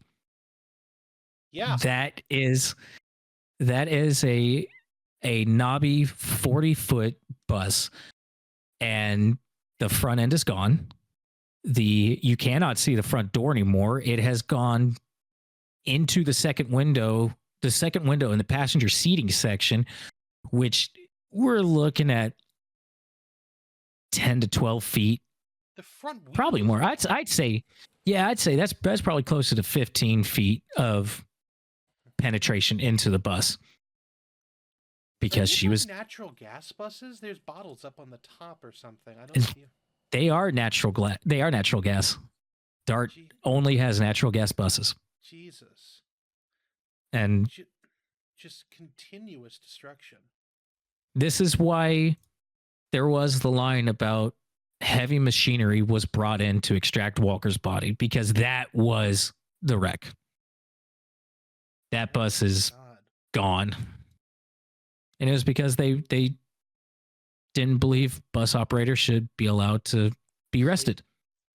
Yeah. We get into this a lot with hours of service rules for truck drivers, bus drivers now, railroad workers in particular. There is a very big difference between being rested on paper and actually being rested. And just because you have 8 hours off from your job doesn't mean you're actually rested. But I think that's going to be an argument we'll talk about a little bit more with this next incident. And funnily enough, which I'm not... we'll also be talking about that in the third incident. I didn't know about the extra board, but that is actually entirely what what Air Canada 759 is about. Oh my God. So I'm going to let you take this next one, because I do not feel confident enough to try to pronounce the name of this location at all. Okay, so even though we looked it up right before we started the episode. So this is the 2013, I don't know how to pronounce this, I lived in the city, go ask your father, derailment. Oh wait, no, I'm sorry, it's Spike and Dyville. I asked my mom before we started, and that is what she told me. Oh Jesus, that was a fun phone call to listen to. He put it on speakerphone. That was a great one. I wasn't even doing that. I was just holding the phone next to the microphone because I was taking the headphones off. Oh. I didn't know you could hear her end. That's hilarious. Yep. Just enough. But yeah, this is the 2013 Spuyten Duyvil derailment on Metro North in New York City. So we're going to just go through this. So this is December the 1st, 2013. Here are the basic facts. So it's a Poughkeepsie to Grand Central train, one of those truly horrific commutes that leaves at 5:54 a.m. for an arrival into Grand Central at 7:43. This is one of those things where literally every person on this train is thinking how they need to get a different job every day. This is not a joyful commute. Unless you're like one of the only people who lives in New York and maybe you got laid or something in Poughkeepsie, which is equally depressing, but for a different reason. Anyways, the train left. It was the train left in total darkness, and it was nautical twilight only as it started getting closer to the city, like within a little bit of getting towards Spuyten Duyvil. Because this is a Metro North train, it was running at the time mostly Bombardier Shoreliner 4 cars, running with a push-pull cab configuration with the P40 at the back end of the train. Cab car 6222 was the lead unit, seen here with the red stripe to denote that it's the main character. And I'm not gonna lie. Okay. This is something really interesting. I don't know all of the stations on the Metro North line towards Poughkeepsie. The NTSB report, because they started reformatting how the NTSB does reports. It's no longer a PDF of a scanned document. So this one that's online for the NTSB in for this one has a lot less information than you might have otherwise gotten. So it didn't list the full station allotment. It didn't list like the exact speed limit. Like you might. I've noticed that about some of the newer ones, and it irks me.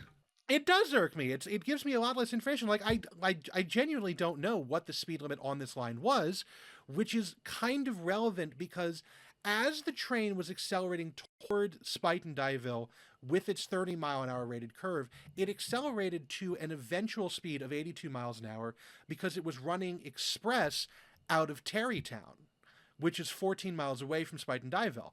I don't know if that's the line speed, if it's a 79-mile-an-hour line, what it is. NTSB report did not confirm that, and I was not in the position to be able to track that information down with any accuracy. In any event, curve at Spuyten Duyvil was 30. When I say curve at Spuyten Duyvil, this is right before you get a... this is the tracks that go to Grand Central, and then there's a switch that goes off towards... a different part of if you watch like old videos from the 60s and stuff of New York Central operations in New York State, the Spuyten Duyvil like junction comes up a lot. It's there. It's a curve that leads right up to the station along the shores of the Hudson River. In any way, the engineer reported that he felt in a daze. He likened the situation to almost highway hypnosis, where the train was going without him having any input on it or anything. And he was like operating through a fog. Been there, brother. Yeah, I'm sure a lot of us have. He eventually the train comes into the curve doing. He tried to apply the brakes when he sort of realized what was going on. You know, that jolt of adrenaline waking you up, but that was about 5 seconds before the train entered the curve. So it didn't slow down much, and it essentially entered the curve doing 50 miles an hour over the speed limit. If we go back to the first slide, you can see how the first 4 cars in the train derailed. Notably, the lead coach stayed upright, but just continued on for a significant distance, almost ending up in the water, while the cars behind it sort of overturned as they derailed. I mean, he practically shot put the train. He practically did. It must have been like the scariest thing in the world to see this as a passenger standing on the station platform. Oh, for real. Like, here comes my train. Oh my God, there goes my train. Actually, I don't even know if this was serving Spuyten Duyvil. That was something that the NTSB. Oh, that's no. It's I wasn't. Didn't it? I don't think. I think it was supposed to pass Spuyten Duyvil. Yeah, I think it was running an express service all the way to like the stations just before the Park Avenue tunnel. Like it might have stopped right there, but like in Manhattan, it had a couple of stops. But other than that, nothing really. 4 passengers did die. One of them died, I believe, from being thrown around inside the train. The other 3 died from being ejected out of the train during the collision, which was found to actually be on account of the glazing in the windows not being up to snuff.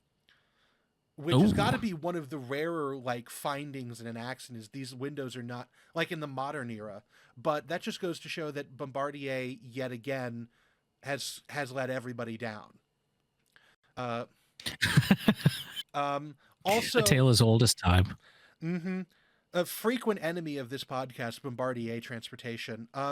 Something else that you should find particularly abhorrent, Zach, is that the train had no PTC, as a lot of systems did in the early 2010s.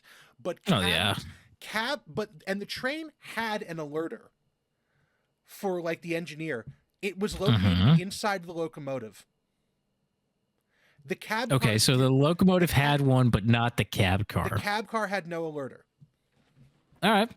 So we only have to be safe going one way. Got it. Safe out of Manhattan, not into Manhattan. It's understandable. I mean, you got to keep yourself in check when you're trying to run like the devil away from Manhattan. Yeah. So in any event, yeah, the cab cars did not have alerters. And basically, yeah, just the engineer crashed it. And if it sounds like I'm speed running through this information, it's because this is not really the relevant part. You know, like train crashed off sharp curve. That's really it. That's the Philadelphia derailment in 2015. Why it crashed off the sharp curve is a little bit more interesting. So if we go on to the next slide, there's a lot of text here. I have 2 screenshots from the NTSB pamphlet and 1 from Wikipedia, because annoyingly Wikipedia had slightly more information than the NTSB. So if we want to sort of just follow along with this, the short version of this is that William Rockefeller, who was the engineer on this train, had mostly been working afternoons and evenings, basically. And about 2 weeks before this shift, he had, and I don't know how this actually works on Metro North. If you happen to work on Metro North, or did at the time, please do reach out to us at whatever our email address is, which I just realized I didn't put in the YouTube description for the last episode, but I'll have to do that. Yeah, or Zach can do it while I'm talking, but already on it. But in any event, the he'd now basically taken a shift. He'd lost a shift, lost the bidding on this shift, or he won a booby prize. But in either event, he had now gone from the evening to afternoon runs to the 4 a.m. shift, which is really... I'm someone who thinks that mornings should be made illegal. So this is like hell on earth for me.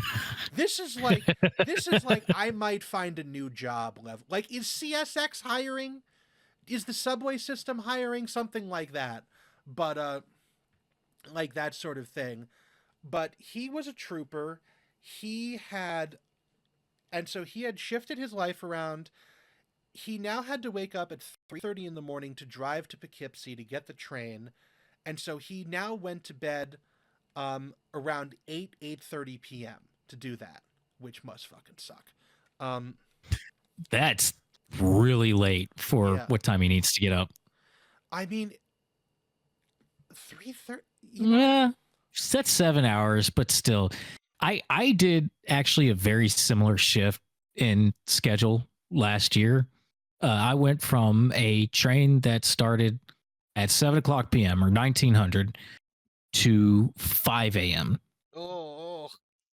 And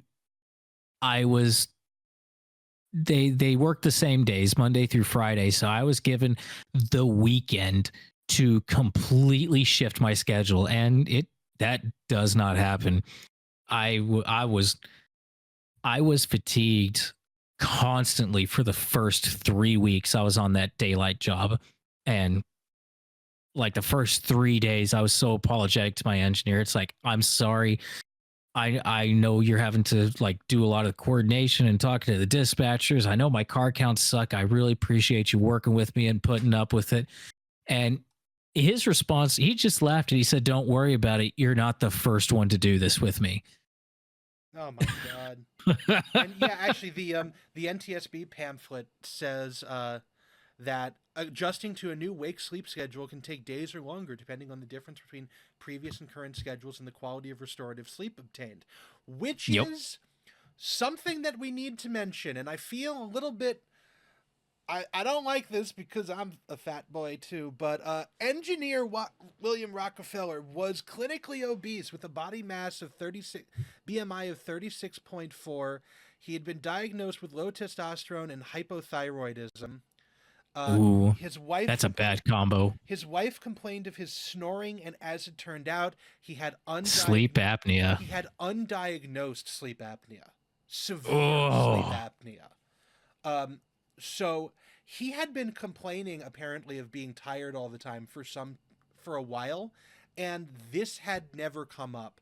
And this is not like, like he had gotten Metro North physicals and everything like that, and this had never been diagnosed, or at the very least a medical joke here. It was within normal limits, which is what you say when we never looked.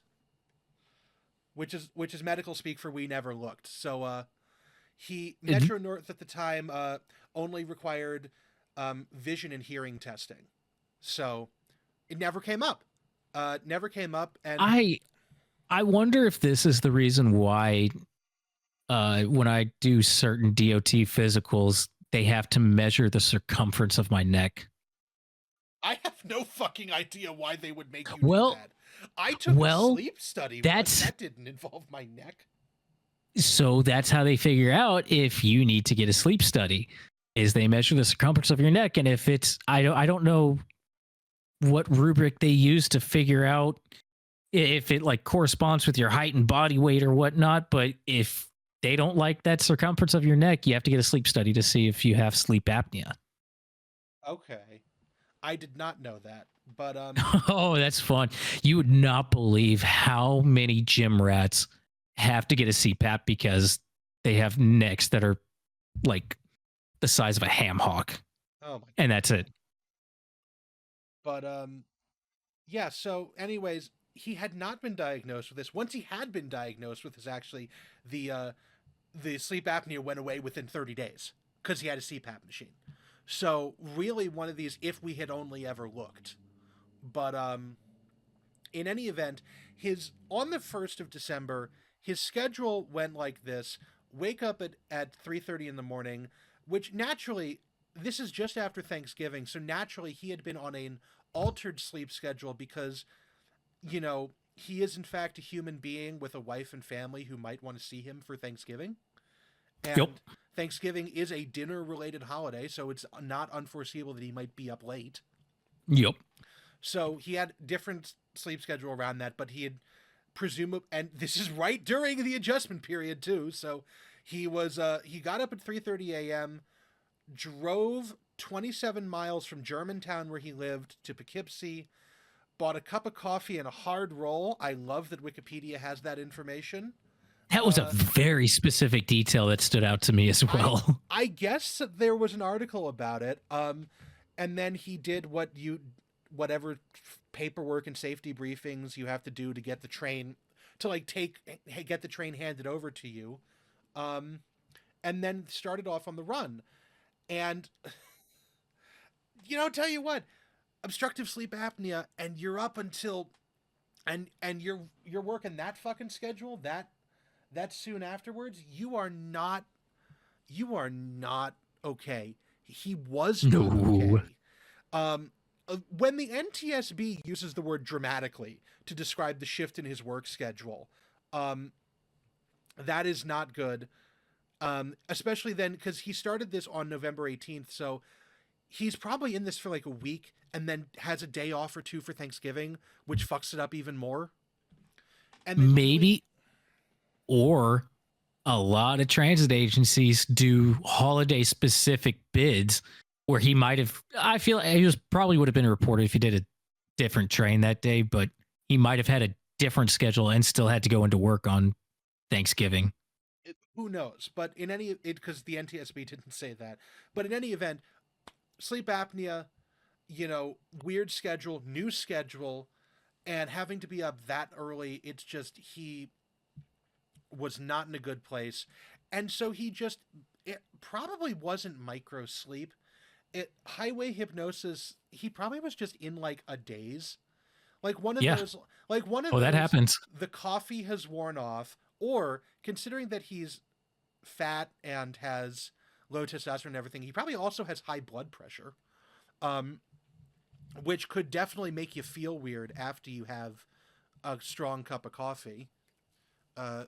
Shout out to me, who was recently diagnosed with high blood pressure, and it explains a great deal about Oh, it sure does. how I was feeling about some stuff over the last year or two. But in any event, he probably just got into a state where he couldn't really understand what was going on around him just because he was fucking exhausted.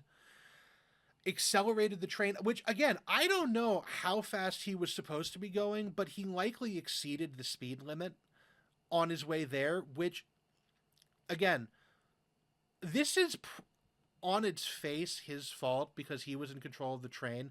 But the fact that a very quick jump up to high speed and then nothing else beyond that, like, that's why we need PTC, because he should not have been the only line of defense against this.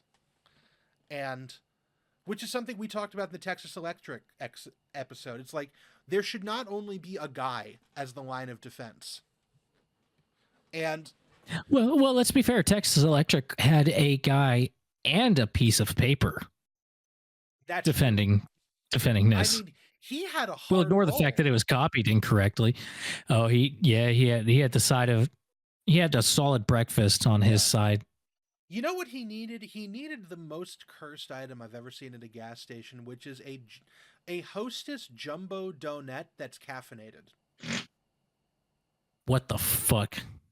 A jumbo donut, which I would like to point out is just a donut, and then it's caffeinated. It's a big... Oh, my stomach hurts after hearing that. I saw that at a gas station. I was like, this is not holy. This is not in the Bible. There is... there is no hope here. I gotta Google if this thing is still around. Caffeinated jumbo donut. Yeah, I gotta see with my own eyes. Yep, it's on Walmart. Hostess Boost caffeinated jumbo donut.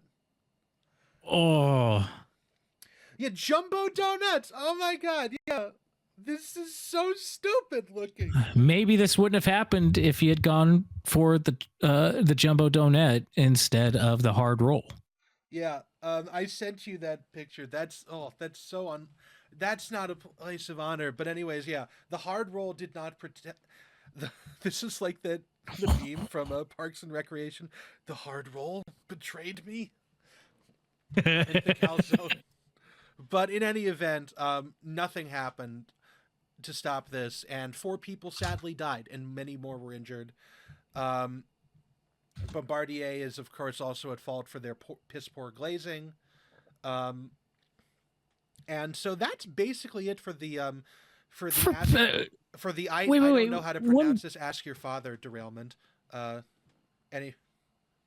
kind of cars were these? I'm trying to figure. Hang on. Shoreliner 4s, or at least the lead one was. Good enough. Shoreliner IV. What year are these built? I don't know. Probably Shoreliners 3. That can't be right. They look like Horizon cars, so they probably are within that same. They were built without alerters in 1996. Yep, that seems about right. That's criminal. Yep. Oh my god. Train has an alerter. Just drive from the back. Just put your arm around the other headrest on the P40 and go backwards.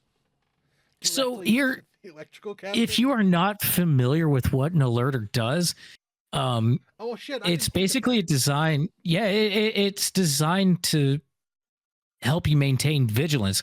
If you are moving and do not make a change in the brakes, the throttle, if you do not activate the horn or the bell for more than a certain period of time, which whoever made whatever piece of equipment you're looking at with the alerter, it changes, but it's usually between 10 and 20 seconds. If you don't make one of those changes that says the engineer is paying attention and thus is adjusting to whatever's coming up, it'll start sounding some sort of alarm, and you have to either hit a button on the control stand, or if you have a piece of equipment that has a foot pedal, you have to pick your foot up and drop it down again. Something to reset that and say that I'm still here. I'm still paying attention. I just didn't have to change anything for a little bit. So this dude probably put it in notch 8 and fell asleep, got highway hypnosis or something. And as far as Bombardier was concerned, there was no concern. So we don't need an alerter. That's bad. We've known about the need for that since like the 20s, Yeah, like the this is- 1920s.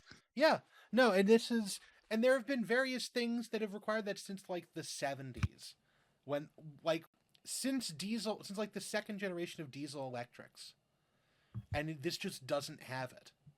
Oh, there were steam locomotives with it. Were there? Yeah. The only thing that those would so on diesel, electric, and electric equipment, it usually has the capability of shutting off the throttle and applying the brakes. Steam locomotives would usually just set the brakes because there wasn't a way to close a manual valve for the throttle, but it would still protect you. Oh, although fun fact, Union Pacific has figured out how to do that with the 4014 for PTC. I did see that. That is pretty cool. They figured out how to cut the throttle with it. So, but yeah, no, just didn't have that. Metro North didn't have that. And so, yeah, he just set it in notch 8, fell asleep. You know, respectable way to live your life in a lot of things, but not this. Live fast, die young, leave a pretty corpse. He didn't do any of those things. Mission failed. Mission failed. And anyways, that is the Spuyten Duyvil derailment. I'm sorry, I mispronounced that. That is the I don't know how it's pronounced. I lived in the city. Ask your father derailment. And we now go on to Air Canada Flight 759, the greatest disaster you have never heard of. I was about to say, I don't know a damn thing about this. Unless you have read Admiral Cloudberg's article on it, which I have. So Air Canada Flight 759. Is that an actual name? Yes. Her name's Kira Dempsey. I knew her in a different Discord server. She's a writer online. I thought that was like, I thought Cloudberg was like a family, an actual family name. No. She now actually writes for Mentor Pilot. Huh. So, yeah. In any event, Air Canada Flight 759 was a regularly scheduled flight operating from Toronto Pearson International Airport to San Francisco International Airport. One of those flights where you don't have to flip the woke-unwoke switch when you land and take off. Much easier for the flight crew. Also very weird, I wasn't aware that there were red-eye flights that went east to west. I was always under the impression that was mostly a west to east thing to take advantage of time zones. Yeah. But it was scheduled to land around like just after midnight. It was delayed a little bit due to weather and stuff at Toronto, but anyways, the important thing here to note is that it was supposed to land on 28 right at San Francisco International Airport. 28 left was closed for construction work. So it was so lining up for 28 right, the crew mistakenly lined up for Taxiway Charlie, which is directly next to it. On this runway were 4 other flights that were lining up to take off at the same time, which is bad. Other things to sort of note, they were utilizing a fairly complex approach called the Quiet Bridge approach, which required you to sort of like find a couple landmarks, and because this was a visual approach at night to San Francisco, but you still had to type in the ILS information, the instrument landing system information, to get the plane lined up on the runway, and then just not use it to actually land the plane. Because Air Canada, well, you could use it to land the plane, but Air Canada did not require their crews to use ILS on clear approaches. Now here's where we get into this for the fatigue part of this. Both crews had been up basically all day. So the first officer, which we can see as the second one down here, he went to bed at 3 a.m. on July 7th, woke up at 9, and then he is one of those people who can nap, so he took an hour and a half nap later in the day. Yeah, buddy, my kinfolk right there. I can't do that. I feel like I've died. So I can't nap. The only reason I'm functioning throughout this recording is because I took a nap before it. No, napping for me is like either congratulations, it's tomorrow, or congratulations, you have been asleep on a leather couch for 4 hours. Neither of those. I can't do it. I can't do it.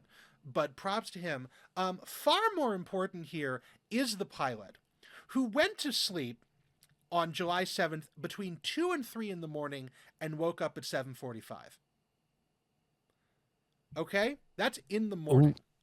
He was on the reserve board that day. Okay? Do we remember our conversation about the extra boards? He was on he was on the Air This Canada, is the worst part of the extra board. He was on the call at the reserve board for Air Canada, and he was on call on the reserve board until 7 p.m. when he went on duty to fly flight 759. So already before he takes off, he was up for 12 hours. This is one of those situations where I'd be willing to bet you get some sleep, you wake up, you're on the extra board, so you don't actually know when you're going to work again, but you call the crew caller and say, "Hey, this is so and so. I'd like to see where I am on the extra board." And the guy on the other end of the phone says, "Oh, you're rested. We've actually burned through a lot, so you're first out again. You'll probably be getting a call pretty soon. I don't have anything right now, though." And then by some miracle, that day, nobody calls off until late at night. So you've been up all day, ready to work because you know that call is just inevitable. It's going to happen. Statistically speaking, probably sooner than later. And you're just like, well, what's the point of going to sleep? I'm probably, as soon as my eyes get closed, I'm going to get a call. And then this happens. Yeah, I don't know what exactly it was. We'll get into duty time in a couple of slides because we have to talk about the actual set of the accident. But something we should just sort of note is that both crew basically self-reported that like their circadian low, which is when you start to feel tired just sort of naturally, is around 11 p.m. to midnight, which is when the end of the flight was scheduled to happen. Like Oof. The end of the flight was supposed to land at like 11:46 p.m. Pacific time, which I should just sort of point out is like 2:46 a.m. in standard time, which in Eastern time.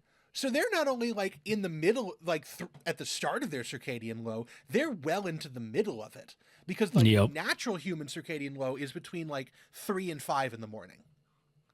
Like the co-pilot said, he usually feels tired around like 11 p.m. So these fuckers are probably like ringing the flight attendant call button every 20 minutes, like, more coffee, please. I beg. Please, more coffee. And so anyways, they're on their way. They have been put in charge of FKCK, an Airbus A320 that sadly has been scrapped since. They actually it took one flight up north during COVID and was parted out in wherever Air Canada sends its airplanes to. So it's no longer with us. And now we go on to the next slide, which is sort of what they were dealing with here. They were delayed leaving Toronto, and then there was a storm, I guess, over the western United States, so they had to reroute around that. They were already half an hour behind schedule. Captain was pilot flying. So yeah, this man has had 5 hours of sleep and has been up for, at that point, 15, 17 hours and is flying the plane. Fit for duty. Fit for duty. Oh, he's really fit for duty. We'll get to that next slide. Did the quiet bridge approach. You have to manually input the ILS frequency so you can like get lined up for the runway. They forgot to do this because both of them were exhausted.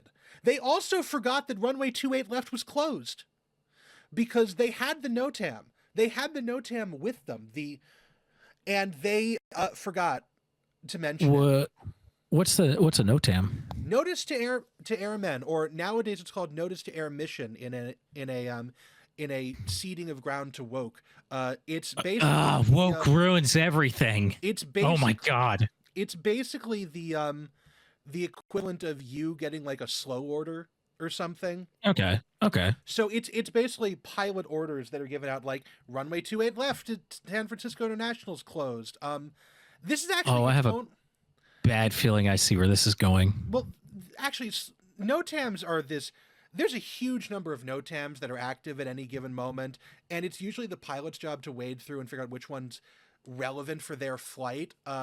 Yeah. And which is something that might have happened in a couple of other accidents where they might not have seen the relevant NOTAM, but in this one it was pretty prominent, and they just forgot because they were tired. They did their approach briefing and mentioned as part of like this could be a problem for us is that they were both tired. Like that came up, but not that the runway was closed, which should give you a great insight into exactly how bad this was in the cockpit. Because the other thing it should note is that I didn't mention is that this accident was not immediately reported to the NTSB or anyone. So CFKCK continued flying for several weeks before anybody really was like, we should pull the flight data recorder and the cockpit voice recorder. So they were both overwritten. So this is crew beautiful saying openly, yeah, we discussed that we were both tired. Like, so that should give the actual thing was probably, fuck, I'm exhausted. So sons of bitches didn't call me all day long. I was first out at 0700 and they didn't call me all day long. Something like that. Now you can see this picture up here is what the lighting config for 28 right and taxiway Charlie would have been. I decided not to screenshot just Admiral Cloudberg's article, where there's also a giant X on the left side of the screen, which would have been what really there would have been on 28 left. They had giant illuminated X's, and then there was some brightly lit construction lights and construction equipment on the runway, but generally not lit. Lit up. I've seen those big X's before, and even as somebody who didn't know jack about how to read the lights around the airport, I saw that and I went, huh, I bet you that runway's out of service. And then I looked it up a little bit later, and yeah, it was out for construction. Yeah, runway's closed. So go someplace else. Taxiway C kind of sort of looks like a runway. You know, it's not exactly lit up the same way, but if you're just sort of looking for patterns of lights, it kind of looks like it. This actually... I could see a bleary-eyed pilot like mixing up the right edge of 28 right with the left edge of taxiway C and going, okay, yeah, that's two runways right there. There's a 28L and a 28R. And we need 28R. Yeah, and even better, the Delta Airlines flight just before them had a similar moment of confusion, but because they had the ILS for 28 right dialed in, they just flew the approach normally. Did they have a moment of like, wait, is ILS sending us the right way? Let's check. Oh, yeah, it is. They were just like, shit, which runway is that? And then they just looked, oh, okay, 28 right, this one, and just went right in. Now, something else you should also know, the first officer on this flight had been passed up for a promotion to captain due to occasionally losing situational awareness. He's not pilot flying in this, so he is head down in the autopilot controls, inputting the stuff that you need in case you have to execute a missed approach, as Captain No-Doze lines up with the taxiway.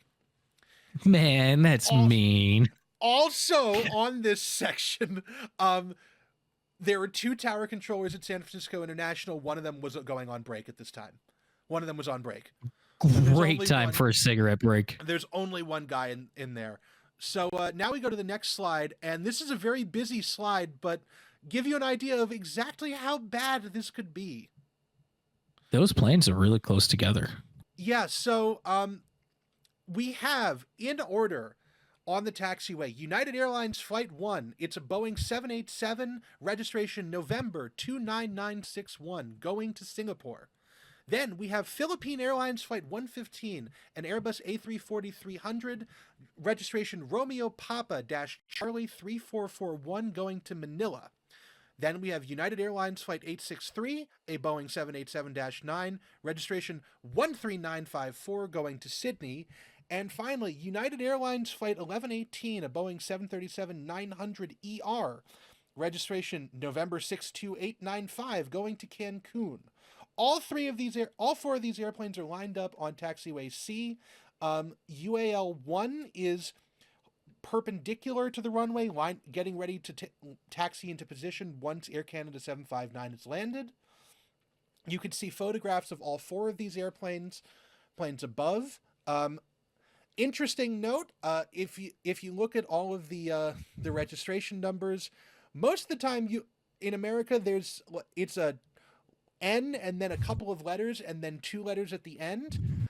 United doesn't do that because that is a holdover from Continental, because Continental it was such an old fucking company, they never really implemented like a prefix at the end, because most of United stuff is like if you ever read like the 9/11 report or something, it's like N something something UA, but all of these must have been either ex-Continental jets or like I think United has started doing this since they bought Continental. As like just how bizarre. As a fun thing. Yeah, Continental never did that. It was like one of those weird little neat things to notice. I like those weird little holdovers from a non-existent company. And like also all of these airplanes painted in basically Continental's livery with just United written on the top. That's like yeah. I think those 787s were actually probably part of Continental's order, because I remember flying on Continental back when they flew out of Cleveland, and they very prominently had those on the back of every in-flight magazine, even before the airplanes were real. Yeah. But boy, the 787 got so hyped. Oh yeah. So anyways, we can kind of see the you can see down here in this it's a satellite view that the NTSB has drawn on. You can see that that Air Canada 759 is actually kind of wavering back and forth. Presumably, this is the pilot's best attempt at flying in a straight line. I feel like that's like the death wobble on a motorcycle. This is probably a little windy, but I'm just imagining this is. Oh yeah, it's San Francisco. This is what being up for 24 hours does. This is the 0.8 on the breathalyzer test. 0.08. They're not mostly alcohol. 0.08. I'm sorry, but anyways, the plane keeps descending towards it, and every single person involved in this starts to realize that something has gone wrong. And fortunately for us, they realize it before an accident can happen. So, all right. Credit where credit's due. Yeah, the crew on United 1 actually says out loud, "Where is that guy going?" The Philippine Airlines crew, who are basically the first ones who are looking directly at it, so they just see it getting bigger, are like, oh shit. They flip on their landing lights and illuminate United Flight 1. The controller Good in the thinking. tower, who had been a little bit busy, is sort of looking out of the window, and it's like, oh shit, go around. And that was actually like right after both guys in the cockpit of Air Canada 759 are looking like, oh shit, this isn't the runway. Oh shit, something's not right. They're not sure what's wrong, but something's not right. And so they initiate a go around, which, because it takes the engines a little bit of time to spool up, they initiate a go around after they have overflown United Flight 1, but before they have overflown Philippine 115. They continue descending. The closest they get to Philippine 115 is anywhere between 5 and 10 feet over the vertical stabilizer of the A340. Based on the Wikipedia and I think the NTSB say that it's possible that 1,000 19 people could have died, which is basically what happens when you add all 5 flight numbers together. Like, Yeah. That's not, I would say, strictly accurate. So yeah. they had already overflown United Flight 1, and if they probably would have overflown Flight 115 even if they hadn't started to go around, and if they had struck it, they would have struck the tailplane. So depending on how there would have been injuries, but probably not deaths on 115. Yeah, like depending on how the airplane came apart, maybe the tail would have been ripped off, maybe the empennage would have just gone off entirely. The real casualties would have been on Flight 863, which would have taken a head-on impact from this. Like they either pretty much, yeah, on top of it, or like literally a head-on collision, like a car accident. And then, I don't know, like you can kind of see a little blip behind 863 on this NTSB image that might be Flight 1118. There's a video in the next slide that kind of shows what we're looking like. It kind of shows it a little bit more clarity. I don't really see the lights of Flight 1118, but assuming that one wasn't involved, that would have been everybody on Flight 863, everybody on Flight 759. There would have been a fully involved fire because the 787 was fully fueled, along with whatever reserve fuel was in the A320. Everybody would have died on those. That would have been 397. And if they had struck Flight 118 as well, if that had killed everyone on board, that would have been over 500 at that point. That probably would have made it the deadliest aviation accident outside of 9/11, but I'm not certain. I'm curious did you happen to find any audio from the tower channel at SFO? There probably is. I wasn't looking for it. I am curious. I want to know if there's a famous phrase that ATC will say anytime there's an incident like this where they'll call the flight in question and say, "I've got a number for you to copy," and it's a phone number that if you call it, it's basically like the start of an investigation right there. And if you don't call it, you're never going to fly a plane again. And I just kind of imagine the tower just going down the line, SFO tower to United 001. I've got a number for you to copy. And by the time he gets down to like United 1118, they just go, "Yeah, we've got that number. We're ready." I honestly don't know.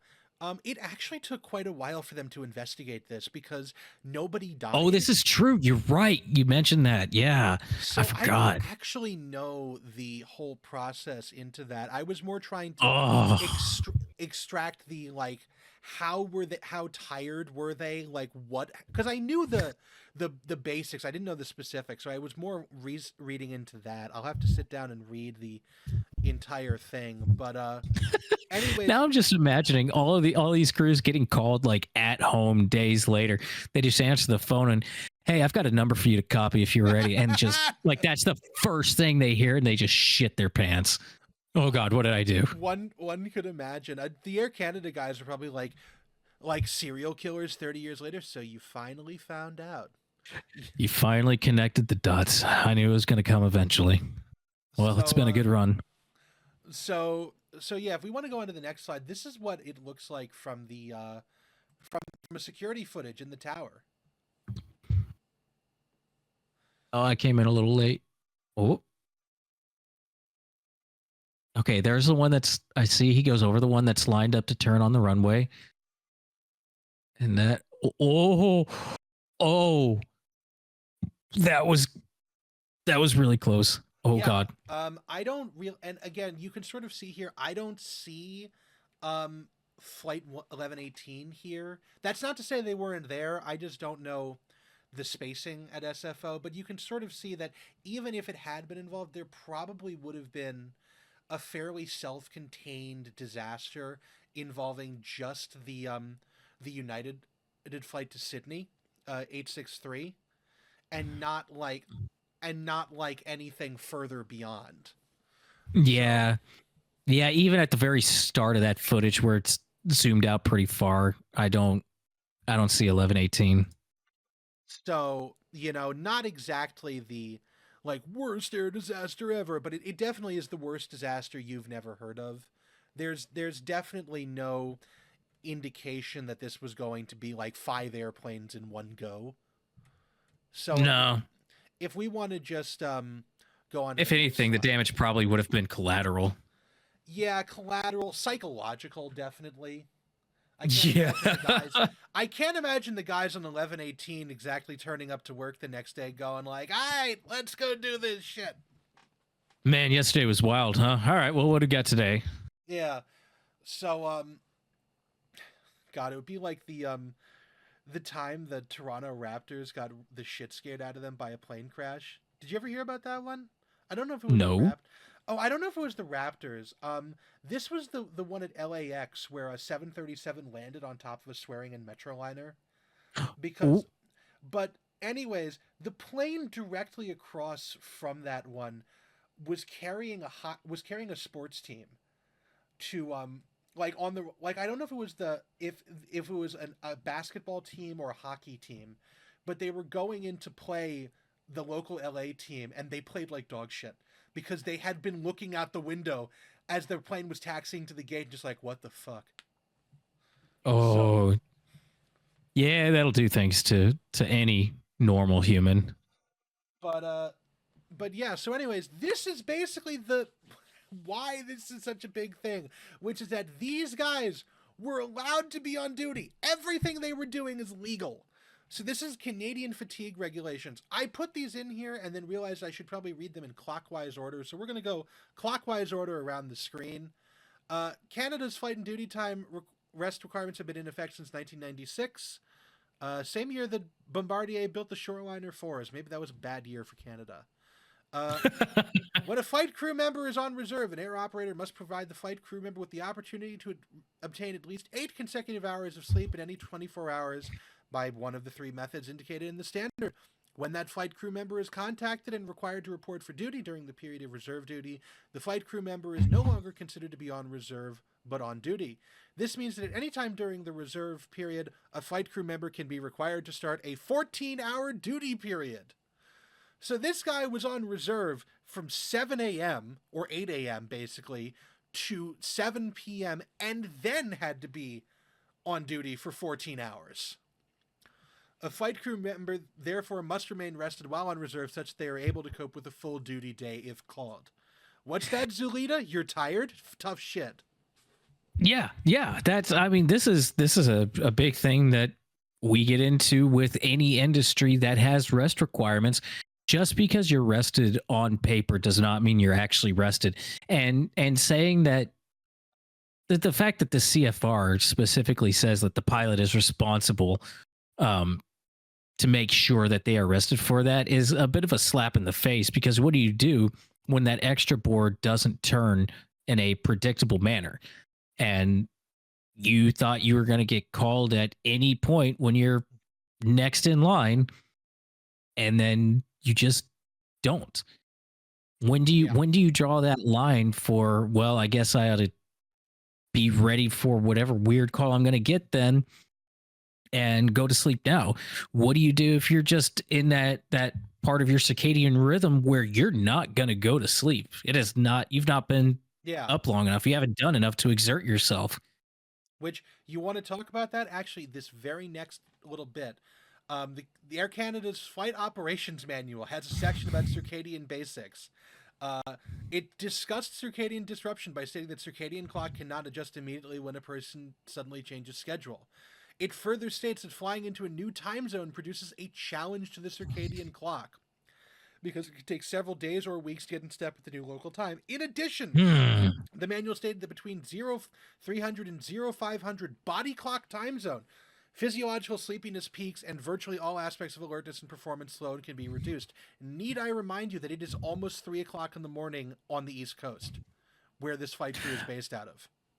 I do find that interesting that they specifically call out a body clock time zone to cover, just as a formal way of saying whatever this individual is used to. Yeah. Like, what time is it at home? Yeah. And so Then we go on to this one on the bottom. According to Canadian flight duty time and rest requirements, the incident flight crew could have been on duty for 14 hours plus an additional 3-hour extension due to unforeseen operational circumstances, the delayed arrival of the inbound airplane due to weather. Thus, the incident captain and first officer could have been on duty until 0940 on July 8th. That's some horse shit right there. The flight crew members completed their duty periods at 0032 on July 8th, which complied with Canadian regulations, but they would have been allowed to remain on duty for another 9 hours. That's nuts. That is nuts. That would have been over 24 hours of continuous wakefulness for the fucking captain. I would have loved to have seen him trying to land the airplane at 9:39 a.m. and been like, take over on We're playing. We're here. We're here. I need somebody to drive in front of me, and then I'll follow them to the gate. Don't give me directions. I'll forget them. And then finally, up in the top left, the NTSB compared the Canadian flight time and rest requirements with those required by 14 CFR Part 117. This showed that the first officer's flight and duty time and rest requirements would have complied with the provisions of Part 117. However, the flight and duty time of the captain as a company reserve pilot would not have complied with Part 117, regardless of whether he would have been considered to have been on long or short call reserve. Although Part 117 addressed long and short call reserve, Canadian regulations did not make this distinction. In addition, once assigned to flights, Canadian reserve pilots do not have any limitations on flight and duty time beyond those for line pilots. And then it just goes into more long and short call reserve. 14 CFR 117 indicates a flight crew member must receive a 12-hour notice of report time if the assigned flight begins before and operates into a flight crew member's window of circadian low. He was assigned to the flight to SFO at 8:49 at 08:49 a.m. and reported for the flight. Hold on, he was assigned, I'm sorry, 11:49 a.m. Eastern Time and reported at 7:40 Eastern Time, resulting in a notice period of 7 hours 51 minutes. This would not have complied with U.S. regulations for long call reserve. Canadian regulations do not include a limitation on minimum notice of report time. For short call reserve, 14 CFR 1117.21C3 indicated the number of hours a flight crew member spends on reserve and on duty cannot exceed 16 hours from the beginning of the reserve availability period. The incident captain went on reserve call at 8:13 a.m., 11:13 Eastern Daylight Time on July 7th. God, are they doing all of this time in Pacific? Fuck. If the captain had been... Yeah, I think they're bouncing back and forth between... If the captain... So he got up, had breakfast, had his shit, and then called in.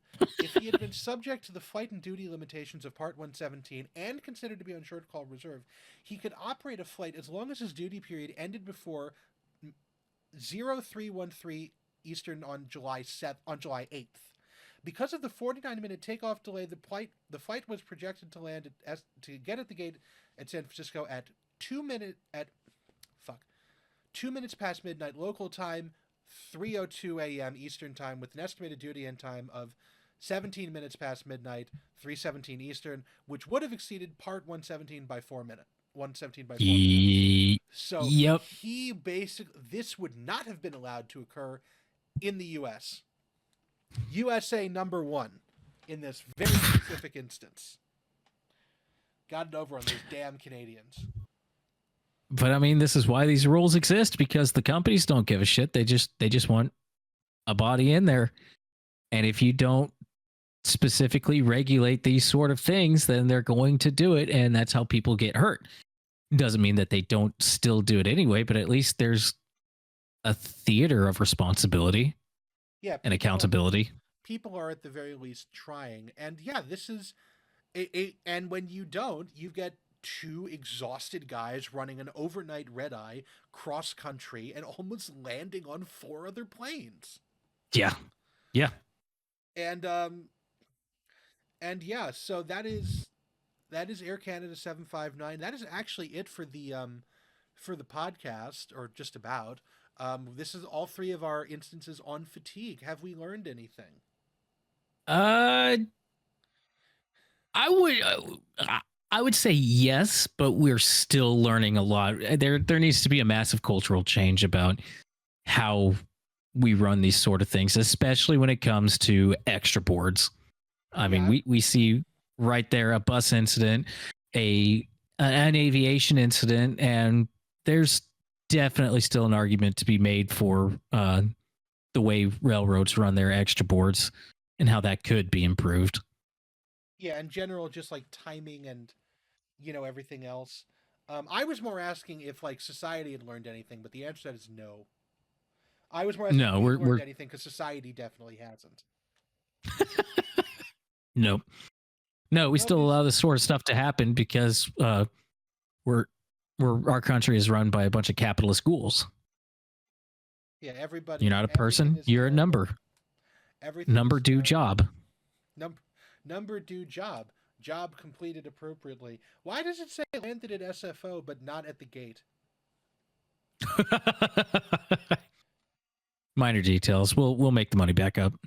Good news, ladies and gentlemen. Your flight has landed at San Francisco. Bad news, ladies and gentlemen. We are in the flight to Sydney. I mean, I guess that's a little bit worse than the other alternative, which we have landed in SFO. To get to the terminal, please just go straight out the door. Watch your step going around the Chick-fil-A counter. Yeah, ladies and gentlemen, we have the San Francisco Fire Department has graciously offered to help you all off the airplane. We don't know why they're here. We assume it's because they're being nice. What's that? The plane is on fire? I'm sure. A friendly SFO welcome. A friendly SFO. Well, so look, everyone! They're giving us the 21 fire truck salute with the water towers and everything. Can someone turn on the air conditioning in the airplane? It's getting hot in here. Oh. Oh boy. Well. But yeah, that's this episode. Now we have to go on to our untitled end thing. None of you people have sent in things to say that you've almost died at work. So I have been scrounging sources. This is not bad. This is the kind of this is the sort of thing we're looking for. Let's play, and I'll ask, did any of you live in this area and experience this at all? Because we're going to see that a lot of people did. Which I got this from undisclosed source. So, we love undisclosed sources.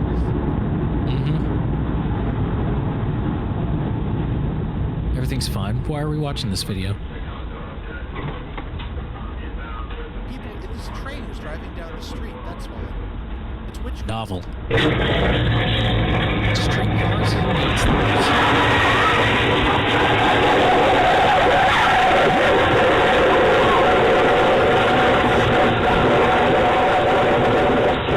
Sound turned off so it doesn't mess with the audio.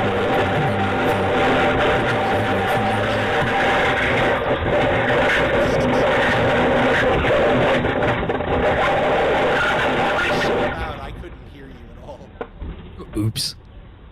Say everything. Well, let me know when you pause. I'm waiting for the fire to go out.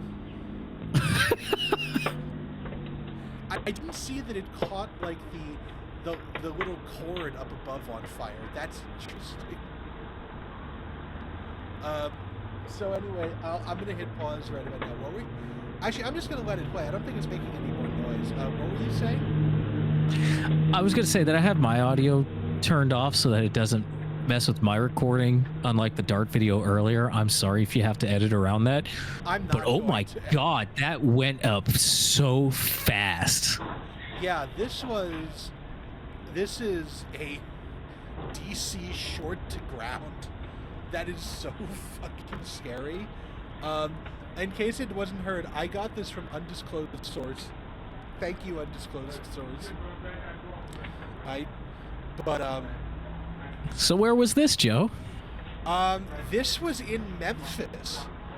This was in Memphis, Tennessee. In case any of you happen to recognize this, this is a Melbourne W2 car that they absolutely fucked the shit out of by not cleaning it at all.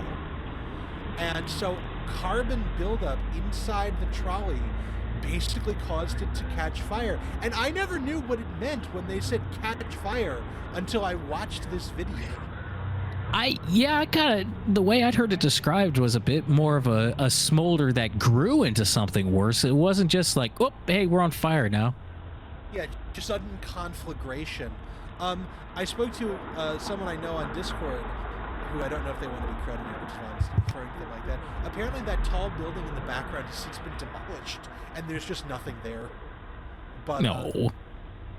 because Memphis is notoriously anti-growth.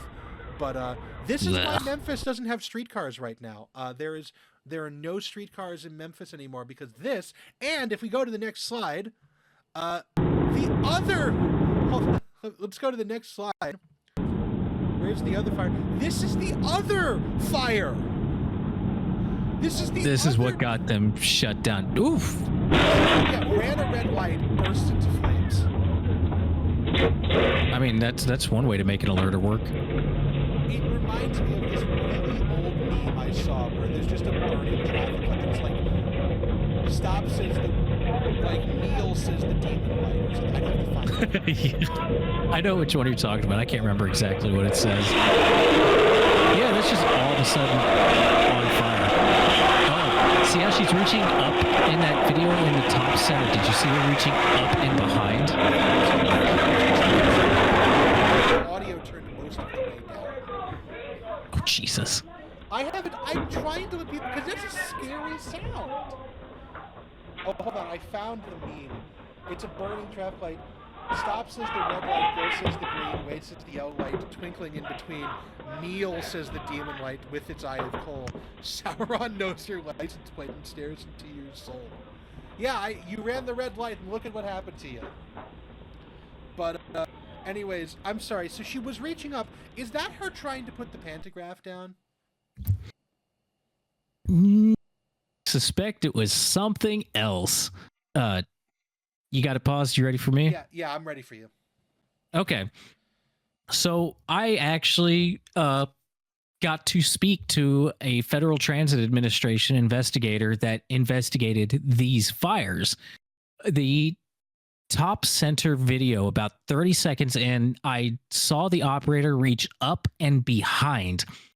The Melbourne W2 cars have a separate semi-enclosed cab for the operators, and that upper bulkhead behind you has a couple of switches for controlling interior lights. I think there's 2 circuits for the interior lights.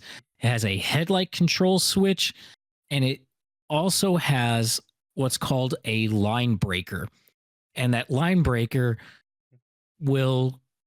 it acts as the bridge for the power to be routed from the overhead wire through that breaker down to the controller. And that controller is completely analog. Inside, there are a series of contacts and fingers, which various contacts and fingers touch each other based on what notch you have the controller in. And then that power is routed through an appropriate series of resistor grids, if necessary, to the motors. And that's how you ramp up the power on those.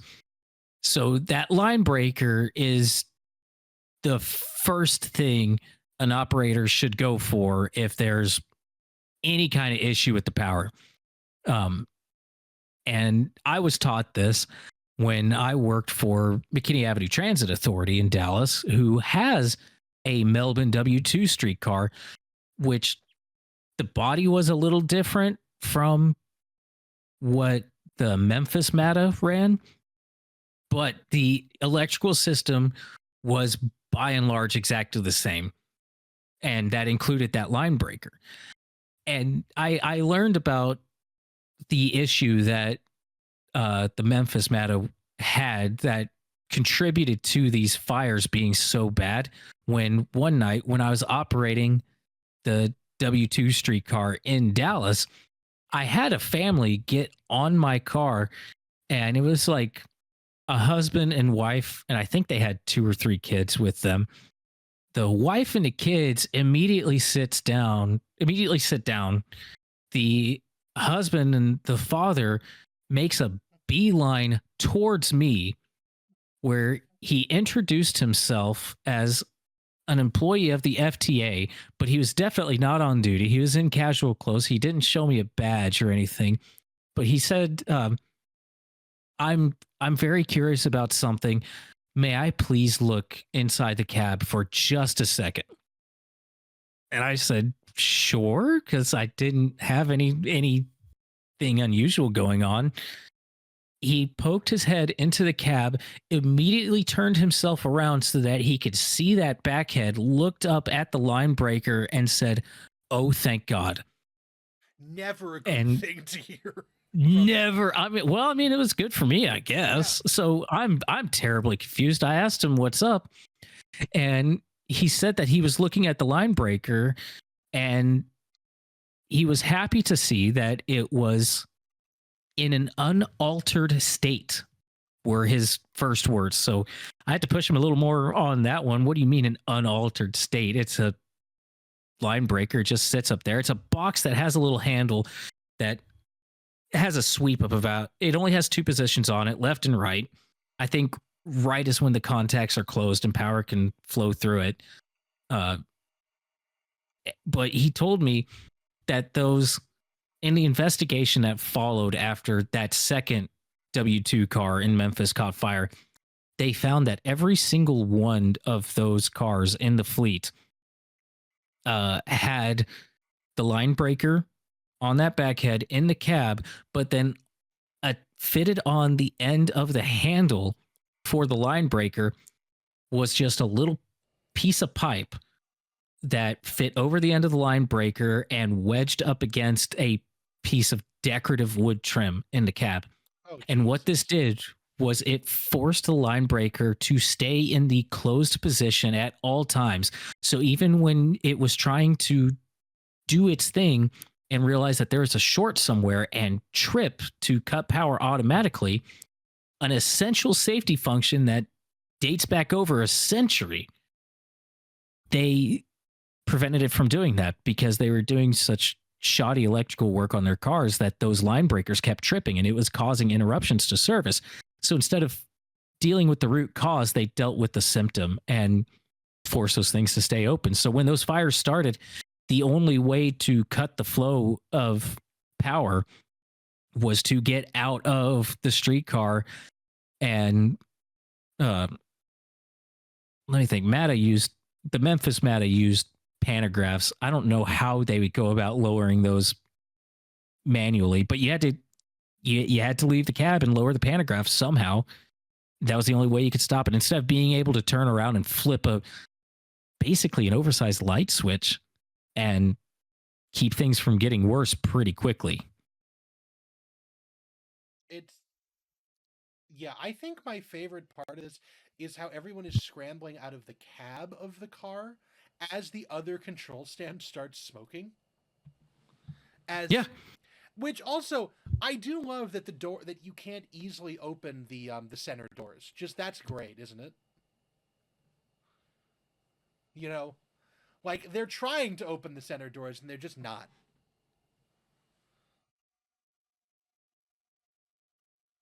Just everything is all fucked. Oh, I'm watching this video through more. The fire is still going for like so long. Also, Zach's audio isn't coming through, and I'm hoping I haven't lost him again.